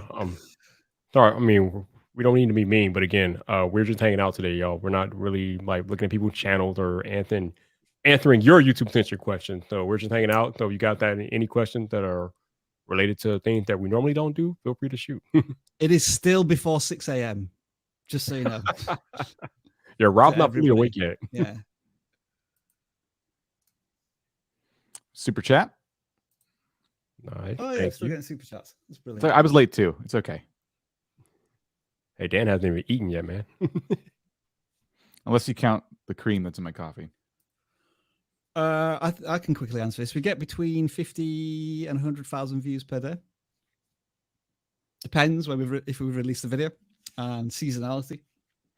You know how we know that? There's a little tool that IQ has. It's always running. Oh, don't start, Dan. I haven't got the headspace to start promoting our tools. But that's what we do. Anyway, it tells us how many views we get in the last 48 hours. So it's pretty cool. Good. Actually, it's pretty neat. Oh my God. All right. All right. I got a question that the people need to know. Dan, when are you coming back out to meet the people again?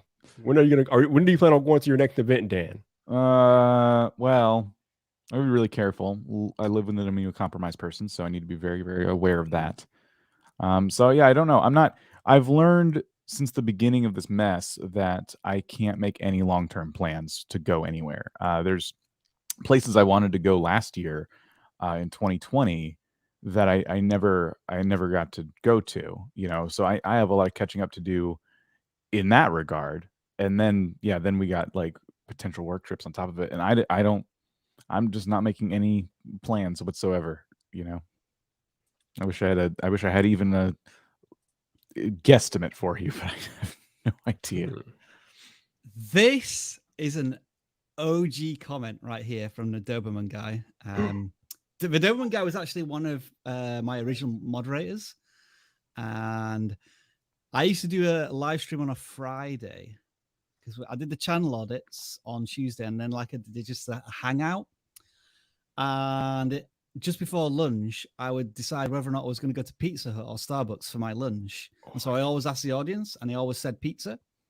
So yeah, thanks for the nostalgia there, the Doberman guy. I do remember that. Rob, are we going to bring in our guest? I don't want to talk to him. There he is.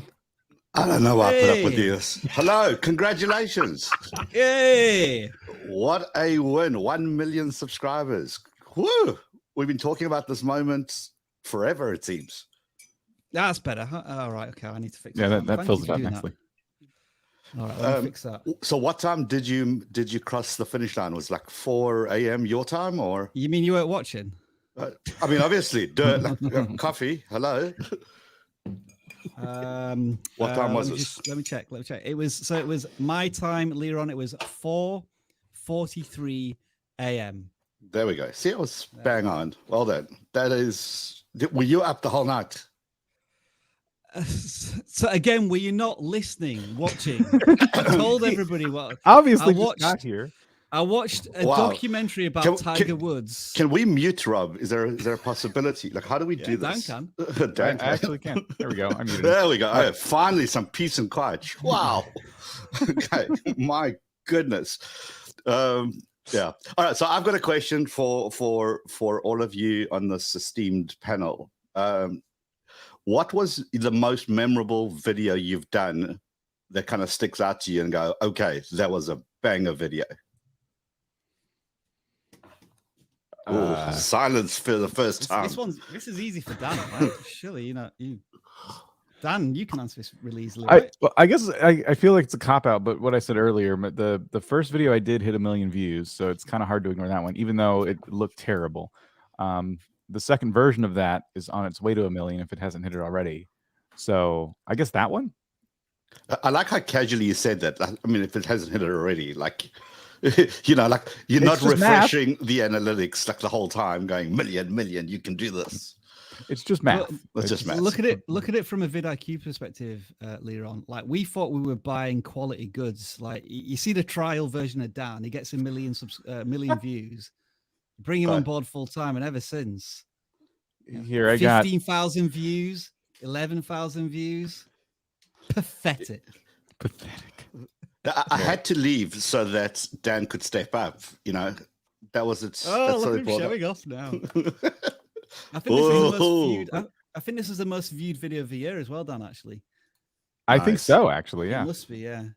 Well, and then look at that. Why all of a sudden you got tons of suggested video views in the last 48 hours?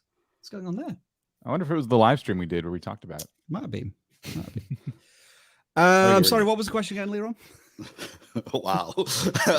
Okay, so Dan, we know what his most successful video, or the one that comes to mind. Yeah. You know video? Right. You know video, like for like YouTube and stuff. Yeah. Okay, great, right. So I would say that the catalyst video was the video I made about hashtags. And I know that sounds really stupid now, but when hashtags were first released on YouTube, I thought this was the next big thing in search. And so we made our first video. We were the first people on YouTube to get that story out. And that video got I think has it got 500,000 or 250,000 views now. But I think that was a catalyst for me realizing if we can get YouTube news to market before anyone else, then we can be almost not the authority, but the alternative, honest, this is a creator's viewpoint of a tool channel, as opposed to YouTube just bringing out something and saying, yeah, this is brilliant. Clips are brilliant. Hashtags are brilliant. Shorts are brilliant. And it's like, well, hang on, let's have a look at this from a creative perspective.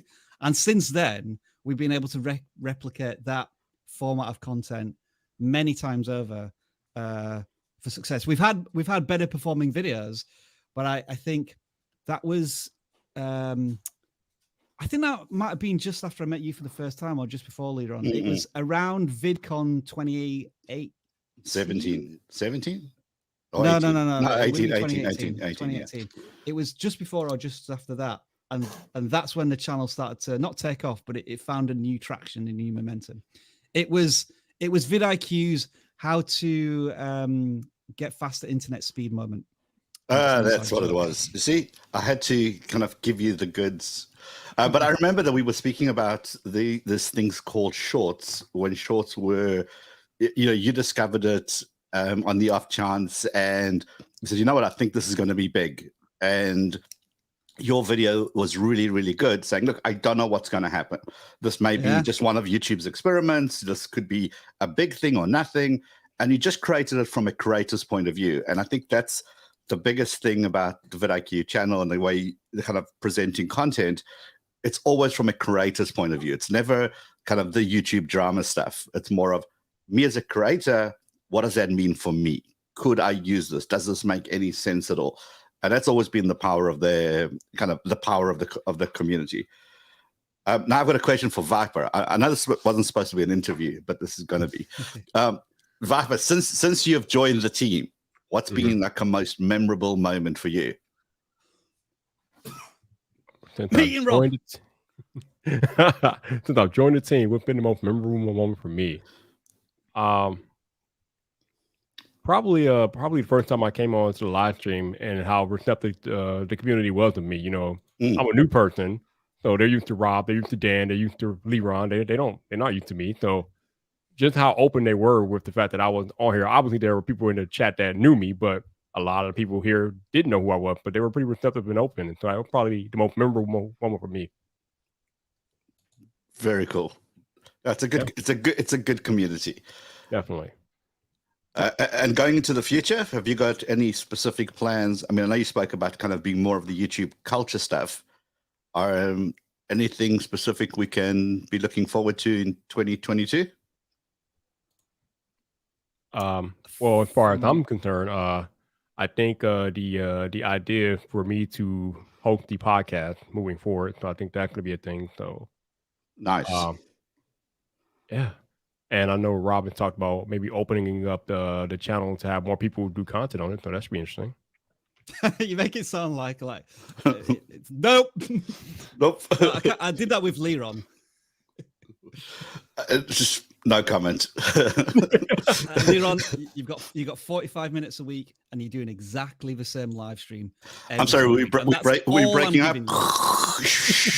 Can you hear me? Oh, okay, never mind. I guess we should just if you don't know who this person is. Oh yeah. Leron here. Details. We didn't really introduce him. Leron was at vidIQ for what, 2.5 years? Was that right? Roughly? Or was it a year and a half? I can't remember. Yeah, it felt longer. No, it was a while.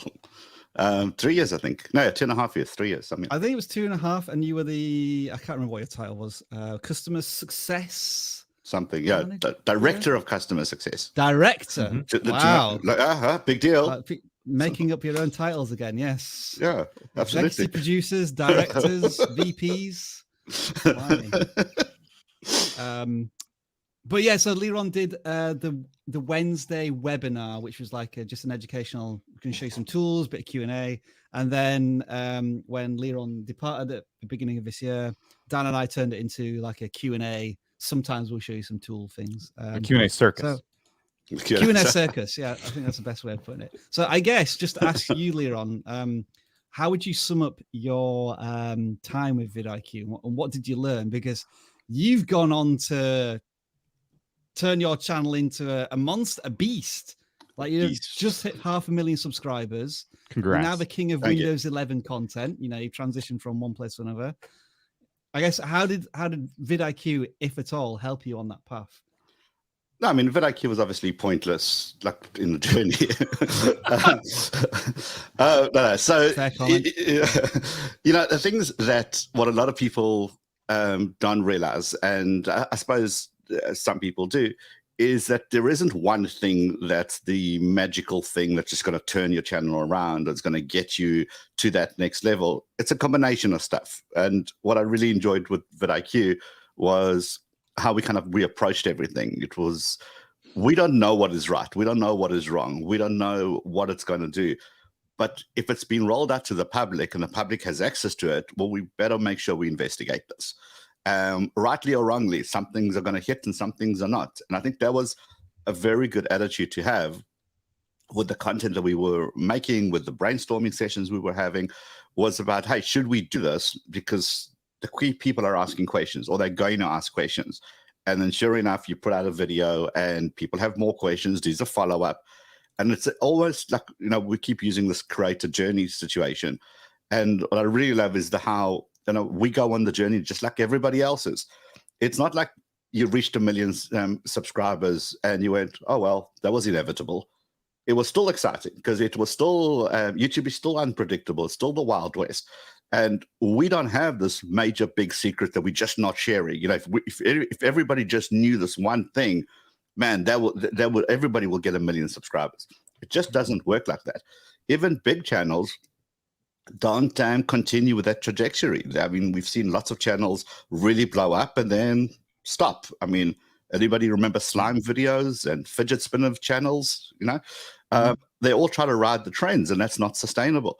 So the whole journey of a creator is not just about the tools. It's not just about good thumbnails. It's not just about good titles and understanding how YouTube works, but it's all of it.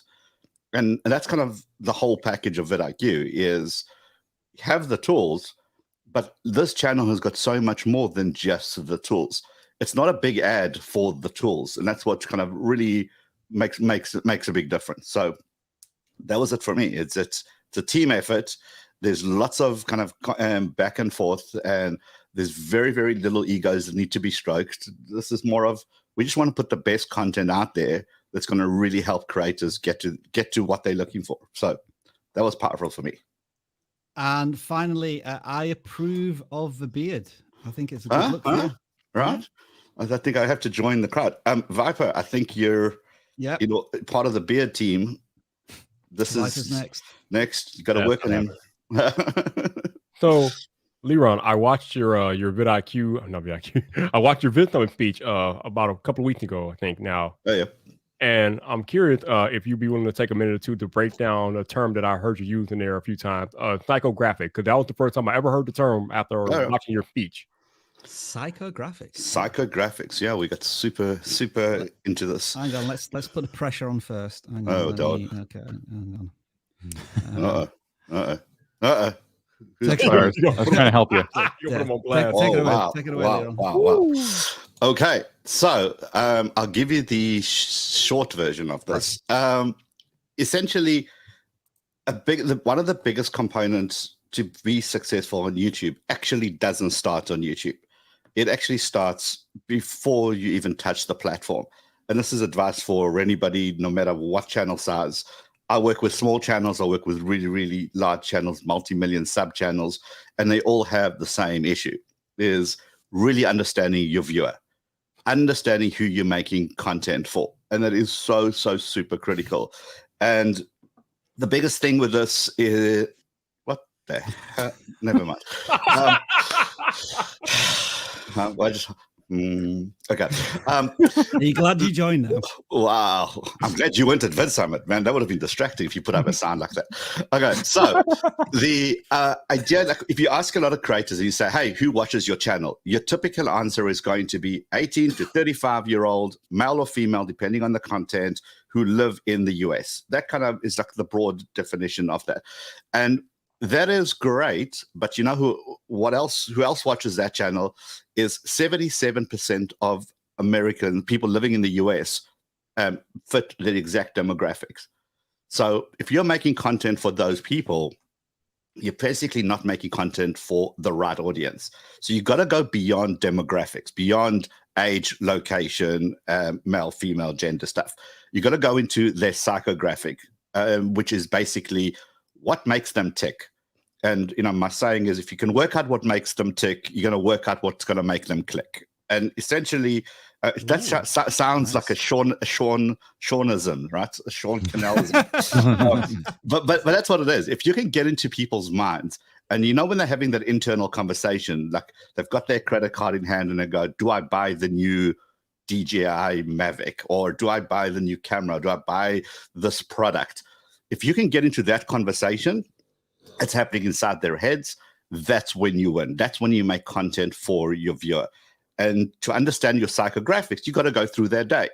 What do they do from the moment they wake up till the moment they go to sleep? Really understand that, because then you're going to work out, are they busy? Do they have time during the day? Do they consume content for hours on end, or do they consume content for a couple of minutes whilst on the toilet and the kids are screaming outside the door? Like, what kind of audience do you have? And what are their pain points? What do they wish they could do more of? Do they consume podcasts? Do they listen do they watch certain YouTubers? Do they read certain books? Do they binge watch something on Netflix, or do they watch one video that's in the top 10 trending because they got ADHD and they can't sit through this? Like, where do they fit in? All of that is going to help you build a much better profile, because if you know that, well, then you start creating videos for that audience. And you can validate all of this by simply asking the right questions in a community post. Now the community post has been reduced, to 100 subscribers now? 500. 500. You can ask questions. So you can ask questions that's going to give you more information about your audience.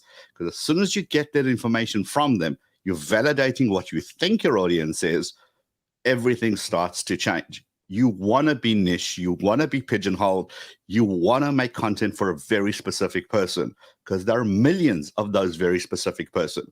And that's how you win on YouTube, essentially. If you don't get that right, you're just making videos all over the place. And it's very, very difficult to grow a channel that way.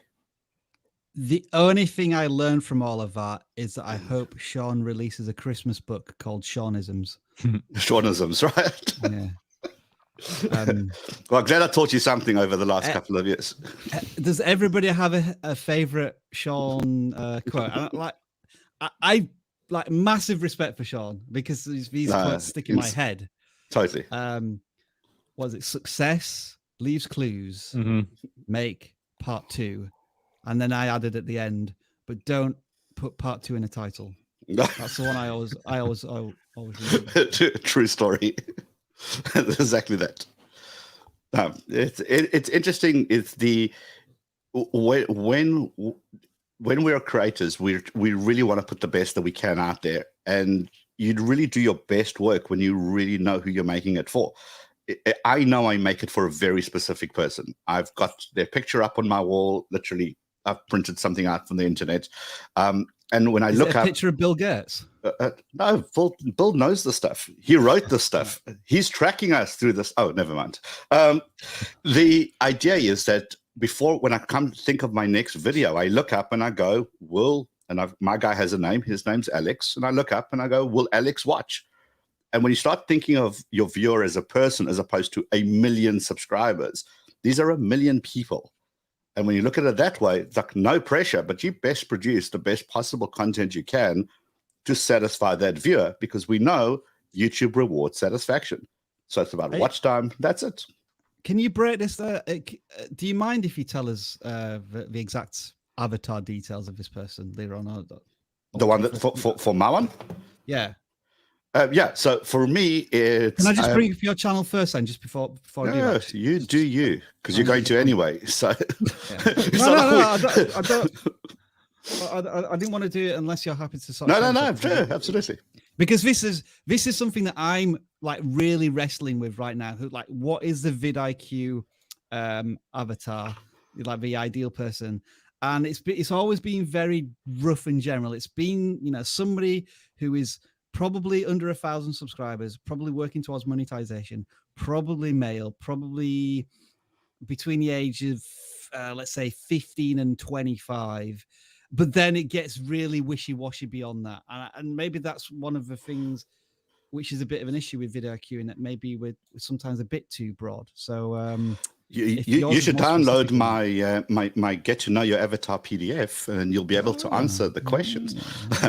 I'll send you the link. I can steal it, and then I can borrow. Inspired. Have we not had this conversation? No, we're friends here. It's all good. Hang on. Right, so for context, this is Liron's channel, right? 500,000 subscribers. Congratulations, by the way, on that. And also, so if you just look at the channel here, I don't know how well you can see it on screen, but it's generally like a technology vibe. I'm seeing Windows 11 stuff. In the past, you've done really successful content on how to get a faster internet. So that's from the channel point of view, but from this is a human being I'm trying to win the click from. Yeah. What would you say the answer is? Okay, so and again, this is very specific to my channel. So and it takes a while to refine this. And if you go to my community tab, which if on the screen, you get an idea of the kind of questions I tend to ask the audience. And it seems very vanilla, but I have a very specific reasons for asking the questions. Like the top one, for example, is just asking straight out, like, what do you guys need help with? And I do this every once in a while. And I want to understand, did my audience change? Now that I've grown my audience, is it going to be certain things, or is it going to have to evolve, like what the kind of stuff that they're looking for? And then I get information. as you scroll down there, you'll be able to see a bunch of very, like, Windows 11 is released. Are you going to get it? Yeah, that tells me if most people said no, well, I'm not going to waste my time on doing something that most of my audience isn't going to get. Are you on other social medias? Like, all of these kind of questions is, and I do polls specifically because they're so easy to vote, and it's so easy for people to take action. And when they take action, it does give a little bit of a signal to YouTube to say, hey, this viewer is pretty interested in this content or on this channel because they are actually engaging. So every little bit of those really, really does help. So again, if you scroll through this, you'll see a bunch of questions. So for me, my audience is mostly male, 25 to 45-year-old, speaks English, but English may not be their first language.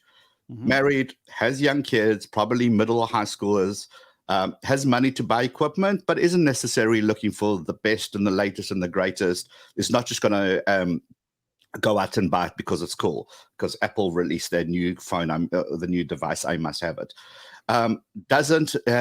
It doesn't need the latest, but he's got this thing that as long as it works. So if his router is working, his computer is working, they're okay with it. It doesn't have to be the greatest.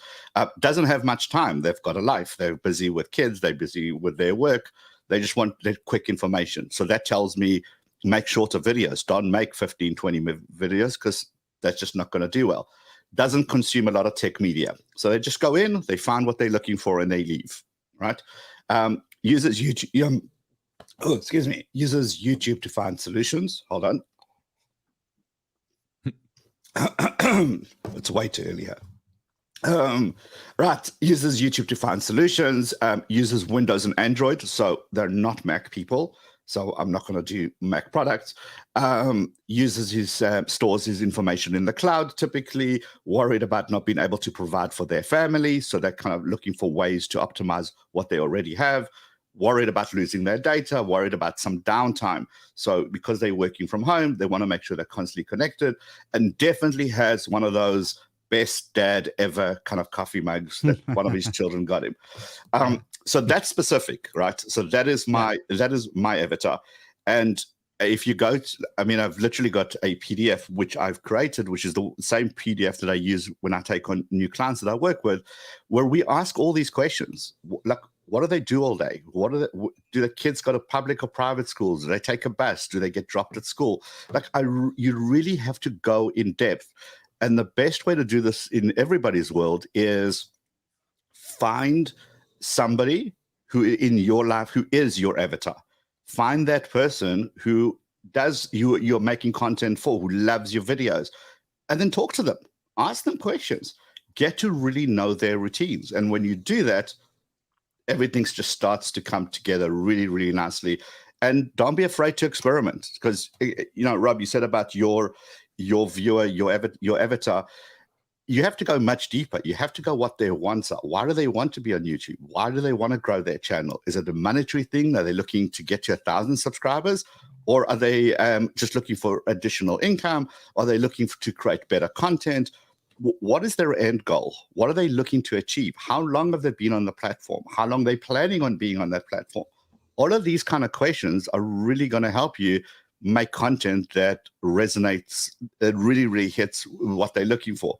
And the biggest thing for you and for the team, I suppose, as vidIQ, we come to the vidIQ channel because it's the trusted source for information. And that should be your underlying kind of motto, because we know that you're not in this for the subscribers. You're not in this to trend Jack and just get onto the news. You're going to make the video and you're going to make the content, and you guys are going to produce the best that you can based on your own experience. And everybody on the team is a creator. And that is such a huge thing, because you're a creator. You have to know the stuff for yourself. Well, if you're learning it for yourself, you might as well teach it. And I think if you remain true to that, doesn't matter what you do, you'll have a good win with your audience. And so with respect to all that you've just said then, currently you believe that your Alex, that's right. Yeah. Alex has heard of Windows 11 and they're not sure whether to upgrade right now. Because it feels as if that's the questions you're answering on your channel. right now, there's this new thing in the market because he is a Windows person. He's not a Mac person. So when Windows 11 came out, was announced, they were like, "Oh, what's this? Like, do I need this?" So I started off by saying, "Okay, before you do anything." So the first video was, "Wait, before you upgrade, before you do anything, do these 5 things first." So that's the journey. Before you make the big step, what are the 5 things you're going to do? The next step is, well, man, I've just upgraded. I wish I knew these things beforehand. Because that would be a logical next step. The one after that was, okay, that one's still doing well. Good comments, good engagement. Always go through your comments and really see what people are saying. And people wanted to know more. So I said, okay, well, how bad is Windows 11 really? And then the next one is, I saw in the comments that a lot of people were saying, I'm scared to make that move. I'm scared to upgrade my computer. So, okay, well, here's a solution. Here's a way to run Windows 11 without getting rid of your Windows 10. And that was super interesting. I then stuck a security thing in the middle because it was getting a little bit tiring of Windows 11. And then I said, okay, well, hold on. Windows 11 is super baggy. What else is out there? So I tried going to Linux, which I've never done before. So I documented kind of that journey. And now this morning's video, which I just put out, was, okay, I'm going on like all in on this Linux thing. Here are the things I wish I knew before I did it. So I'm kind of following the journey as I'm doing it. And as long as the audience is receptive to it, I'll keep doing it. If it gets to a point that the audience said, all right, we've heard enough from you, let's find something else, then I'll pivot and I'll change to something else. We cannot be scared to make changes on our channel because when we do, we just kind of ride that thing down to the ground. If you move around, well, then you win really, really well. Did I answer your question? I think I did. Yeah. Well, thank you, Leron, for that mini Vid Summit / TED Talk.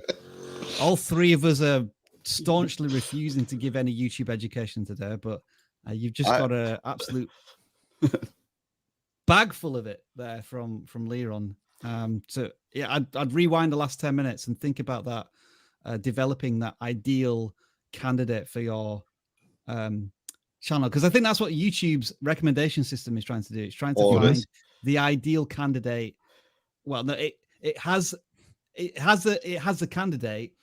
It's trying to find the ideal content for that candidate, and so it's a creator's responsibility to make sure that their content fits the right candidate. Well, if you think about it, the algorithm, the audience is the algorithm.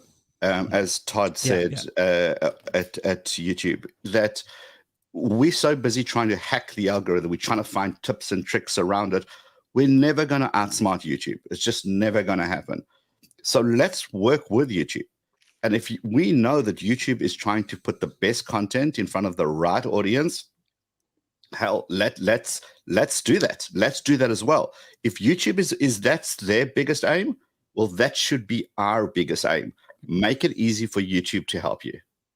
Think about it from YouTube's perspective. I mean, their whole goal is to make sure the viewer has the best experience. You know, I know creators, especially smaller creators who don't quite understand yet, they get really angry, like YouTube doesn't like me, YouTube makes this really difficult. But the whole point is YouTube is trying to make the viewer's experience the best it could possibly be, which is why it's so important to develop these personas so you can understand your particular viewers and give YouTube's algorithm the easiest time to bring the content to the right person. Think about, I mean, YouTube is calling it viewer satisfaction, but essentially, if you think of that in that term for your channel, then it doesn't matter how long your video is. It doesn't matter about, hey, I've got to make it 15 minutes because if I make 15 minutes and people watch 50%, then they're going to watch 7.5 minutes. Like, forget all that nonsense. All you need to know is, if the viewer watches this video, are they satisfied? Are they happy with it? And the biggest tip I can tell you, and Rob, you did a video about this recently, was about the end screen, pushing them to that next video. And that has been an absolute game changer. Every time I do this well, it works. What happens, I never start a video until I know 3 things: my thumbnail, my title, and which video I'm going to send them to next. Because at the end of my video, I push the audience directly to the video that makes sense for them to watch. You've just watched a video about whatever, how to get 1,000 subscribers. You should absolutely watch this video over here, which are the biggest mistake new YouTubers make. Oh, that makes sense. I've just watched the first bit. I know that the person is trying to grow their channel. They're going to watch the biggest mistake video. Move them from video to video. If you can get someone to watch 2 videos on your channel, odds are pretty good that 1, they're going to subscribe, and number 2, that YouTube will start recommending more and more of your content on their homepage because you've satisfied their viewing behavior. So just think of it that way. Leron, you can take yourself off the education pedestal. You've done your duty for the day.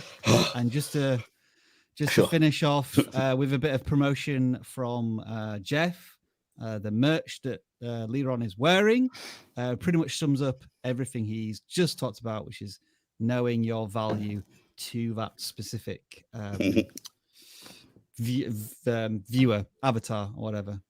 That's what it is. All right. Good luck, guys. Have a good rest of your stream. I have got to get kids to places. So we'll see if you guys are still live, if Robbie's still awake later on. Congrats. No chance. 1 million is an insane number. This is why I'm going to just finish off. A lot of people saying subscriber count doesn't matter. And I call BS on that. I think that subscribers do matters. I think that when you reach milestones, whether it's 1,000, 5,000, 10,000, 100,000, and of course, the million, it just gives you that full steam, like a full inspiration to go, you know what? It's validation. My work is being validated. People are enjoying the content, and it really inspires you to make more, because those beginning 1,000 subscribers seem like they're never going to happen. And then the 5,000 is a long shot, and 10,000 is unheard of. But once you start hitting those milestones, you kind of get that confidence to know, you know what, I'm not an imposter. I should be on YouTube. I do belong here. So I believe subscriber counts does matter, and 1 million subscribers is an insane number. I can't wait to see you get your gold play button. I hope you're going to get a whole bunch of them so you can destroy one at least. And here is to the next million as you go through your journey, and we're excited to be here. I appreciate the kind words, Leron, and I haven't got the energy to argue with you. Good. Subscribers mean everything. He rolls his eyes. You guys put up with him. I'm not. Come on. Cheers, everybody. We'll see you guys soon. Cheers. And there he goes. Thank you, Leron, for dropping in there and seeing us through the worrying fact that we now have 1,067,000 subscribers. I feel as if we've lost about 150 in the last hour. As long as it stays above 1 million, I can live with that. Well, wait, we get to relive the moment if it goes under that. No, I can't do that again. I can't do that again. Help us relive the moment, everybody. Yeah, Dana wants everybody to subscribe. There's 137 people in the stream. You can make it happen if you want. Unsubscribe, then resubscribe if you really want to do that. I was just looking through the comments, Viper. I don't know if you noticed that one. A really nice comment about somebody saying the really awesome podcast you did with Roberto Blake. I guess that's actually we've seen like the podcast timeline there. Leron was taking care of a podcast to talk for a good number of years, and Dan and myself kind of kept the seat warm for a few months, and now Viper, as far as I understand it, you're taking it on as a lead. I think we're all going to make guest appearances here and there, but you're going to be taking it forward. Yeah, I think that is the plan moving forward. So me and Dan have been working on that, and I appreciate Dan's help with that. But yeah, I think that is the plan. The next episode is completely hosted by Viper. Nice stuff. Whoa. Time out, sir. I'm pretty sure I put an invite on your calendar for next week. Or you're not going to accept it? You're going to refuse? No. I'm saying the next episode that comes out on Thursday, that was hosted by you. You were the I thought you were. I'm like, whoa. I'm like, I'll put a calendar invite on your calendar for next week. What you doing, man? Oh, I deleted that. Not that invite, the whole calendar. Are you two talking shop here? What does this calendar mean? That's funny.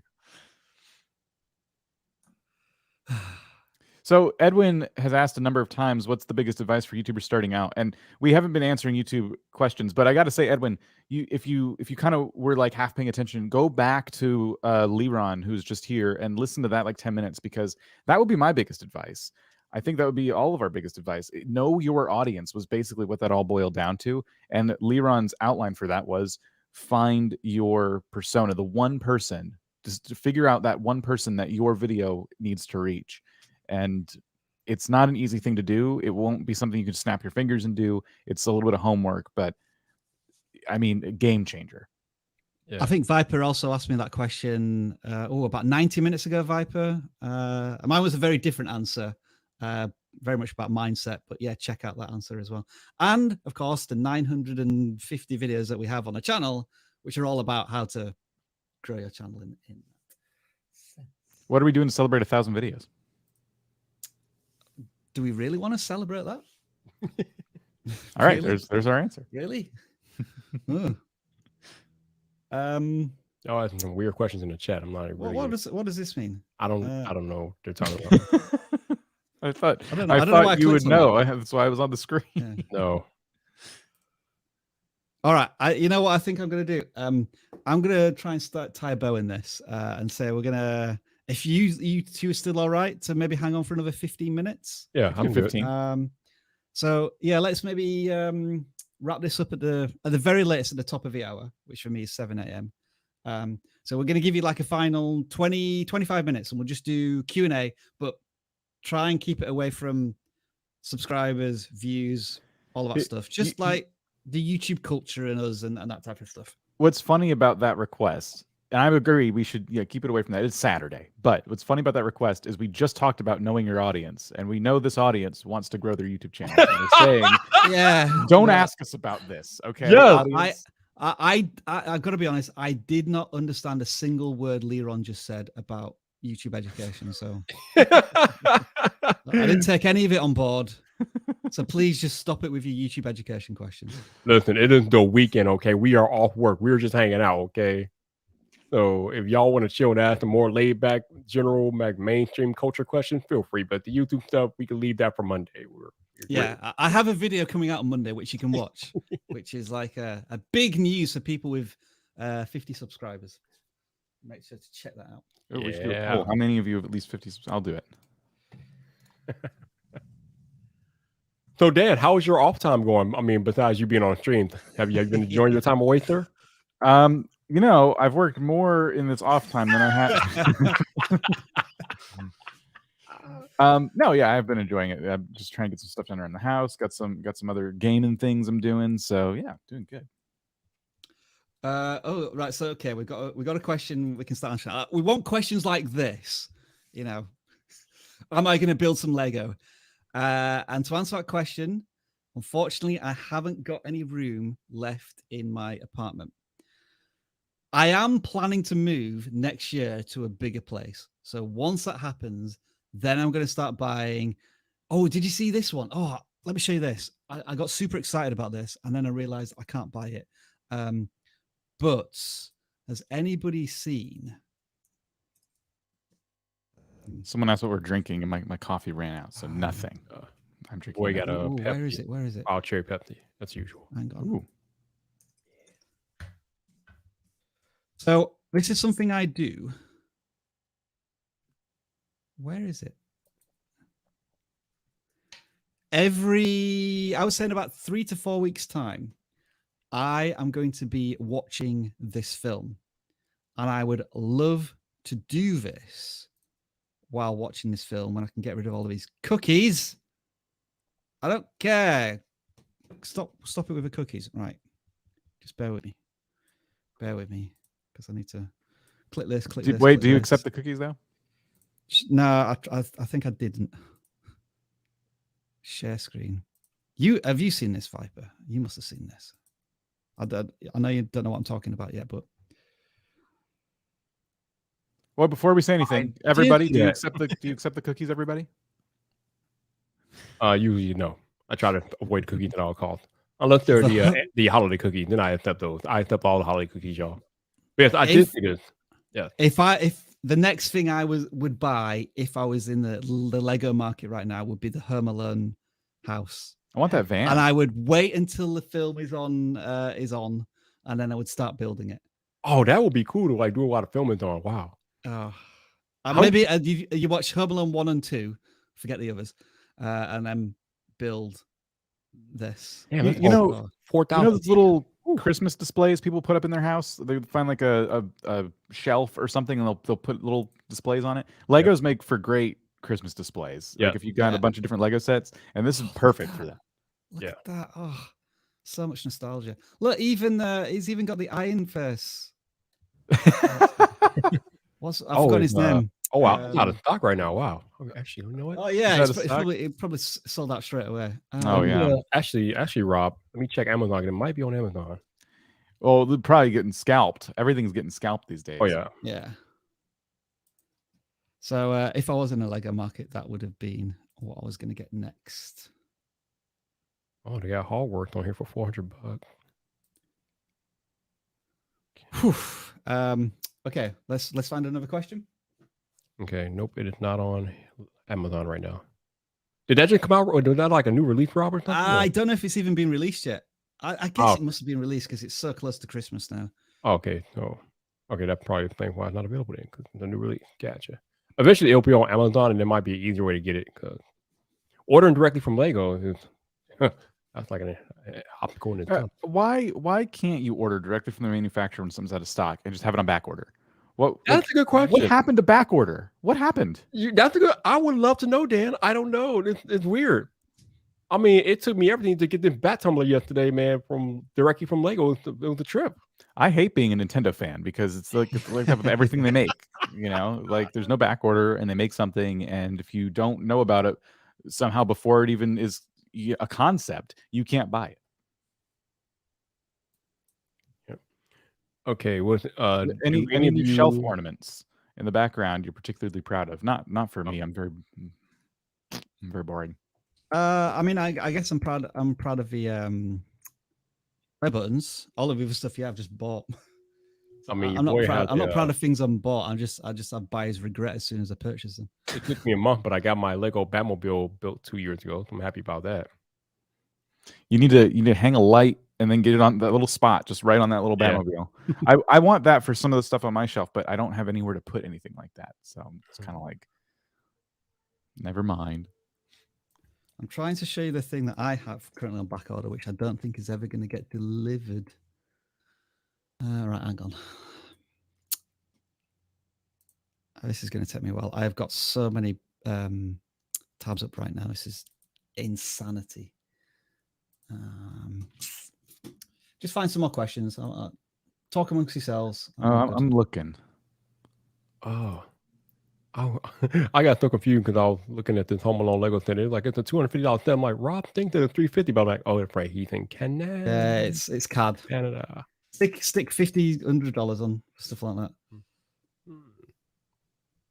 Okay, right. 5 more questions. Let's see. Ooh, okay, here we go.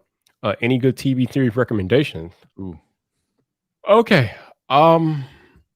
If you have Netflix and you have not watched Lucifer, you should. Lucifer is an amazing show. Obviously about Lucifer, the devil, but it's kind of hard to describe it. It's like live action, like based on the comic book. Yeah, based on DC Comics or whatever. So yeah, Lucifer, I would highly recommend you guys watch Lucifer.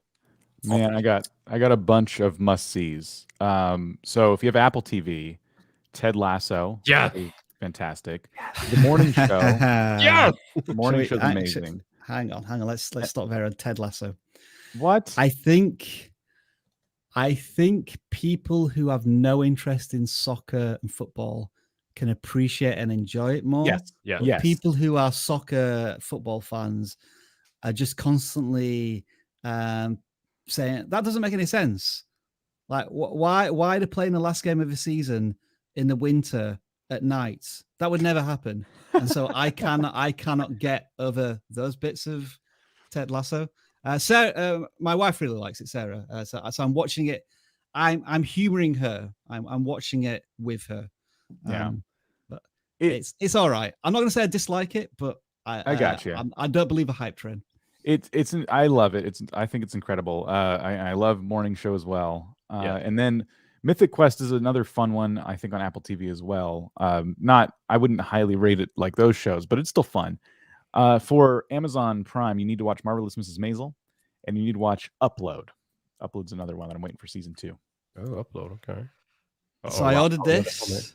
I ordered this a few weeks ago, but it was already out of stock, and I'm worried that I'm never going to get it. But this is my latest addition to the shelves in the background, if I can get it. Because that looks cool. Yeah, that looks cool. Yeah. Hopefully you can get it. Fingers crossed. We'll see. I can't think of a TV series. What did I watch? Again, my wife has been watching something called Maid, which I've sort of only been half watching, which was a good drama. But before that, I can't really remember. I keep rewatching Game of Thrones, even though the last couple of seasons are a bit naff. I don't know. I guess because the first You're a masochist? The first 4 or 5 seasons are really, really good.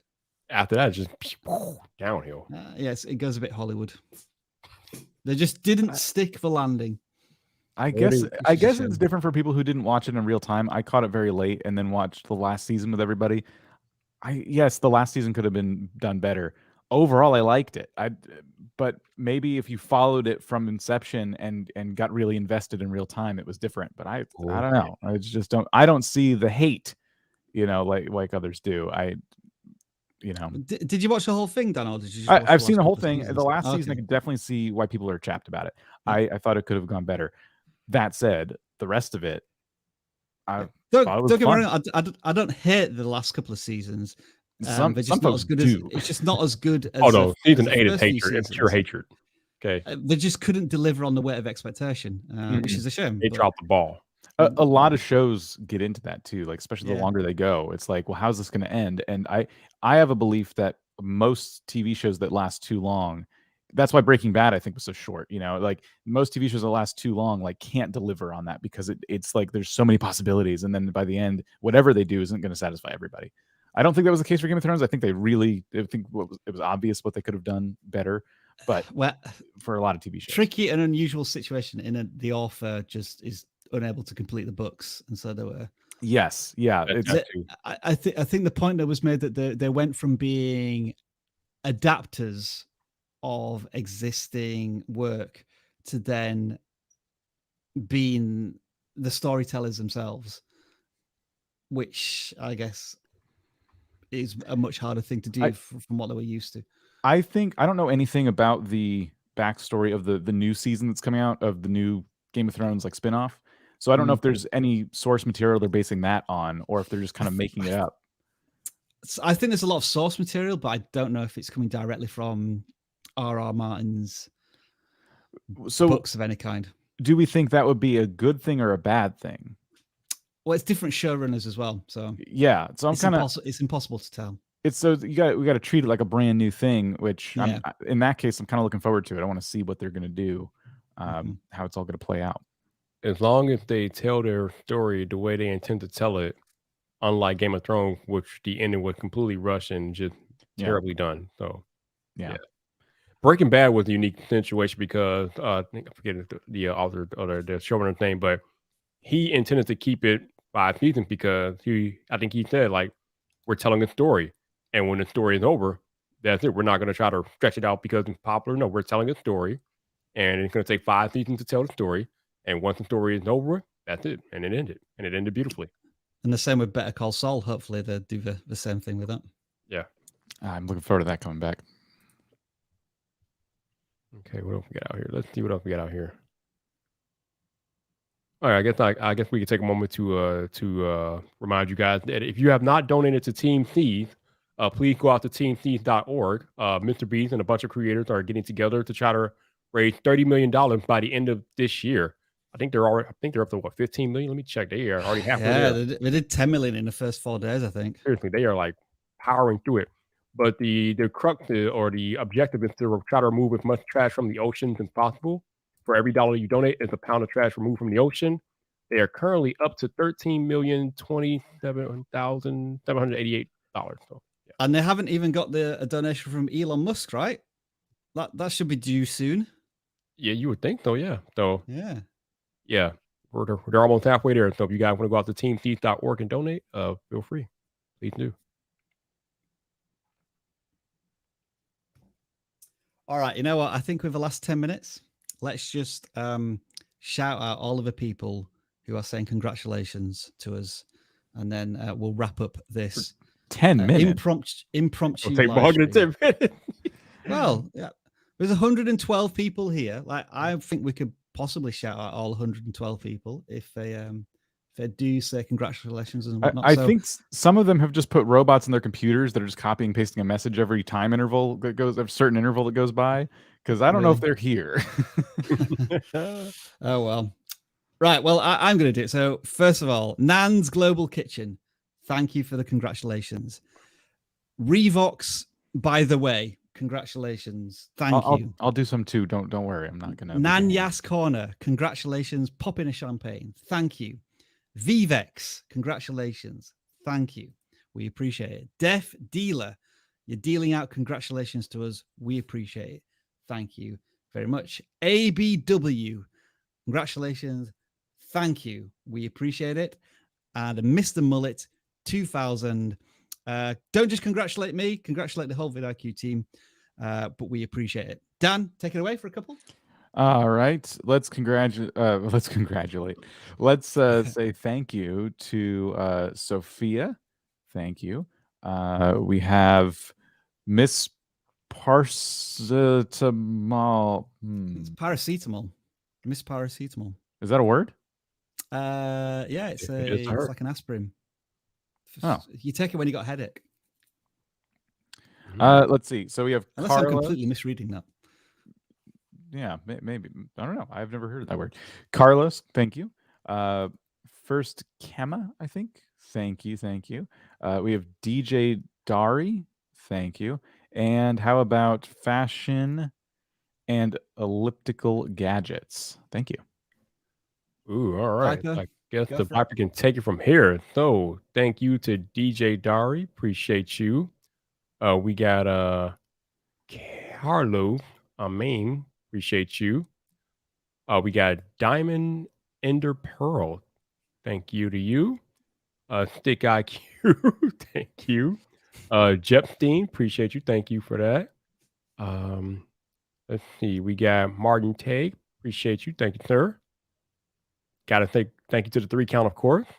Appreciate you always being around. And also shout out to the Doberman guy who's been moderating like a mofo during the stream. Thank you, man. Appreciate everything you're doing for us. Chris Johnson, thank you, man. I see you in the chats all the time, man. Appreciate you, sir. So thank you. Chris Johnson, he's the new YouTube educator. I think he's already. I think must be getting close to 100 subscribers already. Nice. I think he audited our channel as well on one of the live streams, and he said we need to adjust the channel banner. So yeah, didn't we do that recently? You probably do. I haven't got the original assets to do it. I need to get them. Knitting. It's not a Photoshop form, PSD file, so I can't do anything with it right now. Okay. Shout out to Knitting Patternista. Thank you. And I think that is RT for all. Thank you. All right, I'll do a couple more. Oh look, yeah, Chris is at 124 subscribers already, which is awesome. Hey, congratulations! Congratulations to you. No, what was this one? I was trying to find it. vidIQ team, you are my BTS army. Behind the scenes army. I think that's the band from Korea. I know, but I'm trying to get it not be a Korean pop group. So BTS actually stand for anything, or they just call it BTS? It probably stands for something. I don't know. Yeah, I'm sure somebody right now is raging in the comments. You don't know what BTS means? All I know is that it's a Korean band. That's all I know. I shouldn't be shouting because my wife's probably asleep right now. Anyone else? I want to say congratulations to, or thank you for saying congratulations to us. I can't see. Is everyone done? Are we all ready to go back to bed? I need to get the stove going. Yeah. You know what, Rob? You know what I've been thinking about actually for the last half an hour. Food. IHOP. Yep. Yeah. You know what, Rob? You deserve it, man. You've been. I've got that in my hours. head now. You deserve it. Have an IHOP. Don't have any lunch, and then we go out for a meal in the evening. That's what's running through my head right now. I mean, Rob about to have a big day, man. He has a date with the wife. You going to the cinema? Yeah. That's right. Cinema. Do that. Yeah. Absolutely. Shall we call it time, folks? Are we done? Why not? Yeah. I think we're done. I think we're done. Well, I mean, not like we're not coming back. We'll be back on Tuesday. So yeah. Yeah. Videos coming out on Monday. Live streams on Tuesday. I actually thought we wouldn't be doing a channel audit live stream because I thought we were going to hit 1 million subscribers maybe on Monday or Tuesday, and then we push everything back. But it looks as if it's just going to be normal service. Normal service from Monday on. I mean, we're going to take a weekend off, folks, and then we'll get back to the YouTube education Monday morning, 6 a.m. for me, whatever time it is for you. Any final words, Dan? Thank you for subscribing. We hope that you've been getting value out of the channel. If you're new to the channel, then you have a lot of content ahead of you because there's all kinds of stuff that's here to help you grow and improve and become a better creator. So check it out. Of course, check out our tools as well. Yeah, those are my final thoughts. Final words, Viper. Yeah, thank you to all of you all watching and all of you all that will watch this replay. Appreciate you guys being awesome and hanging with us and being welcoming to me. I mean, I know I haven't been here the longest, but for the time that I have been here, you guys have been open and welcoming. So thank you so much for that. Appreciate everything you guys bring to the community and your positivity and your willingness to learn and grow on YouTube. So sincerely, thank you for everything. Appreciate you all. And I'm just going to keep my final words very brief. Thank you. The journey's not over. See you soon.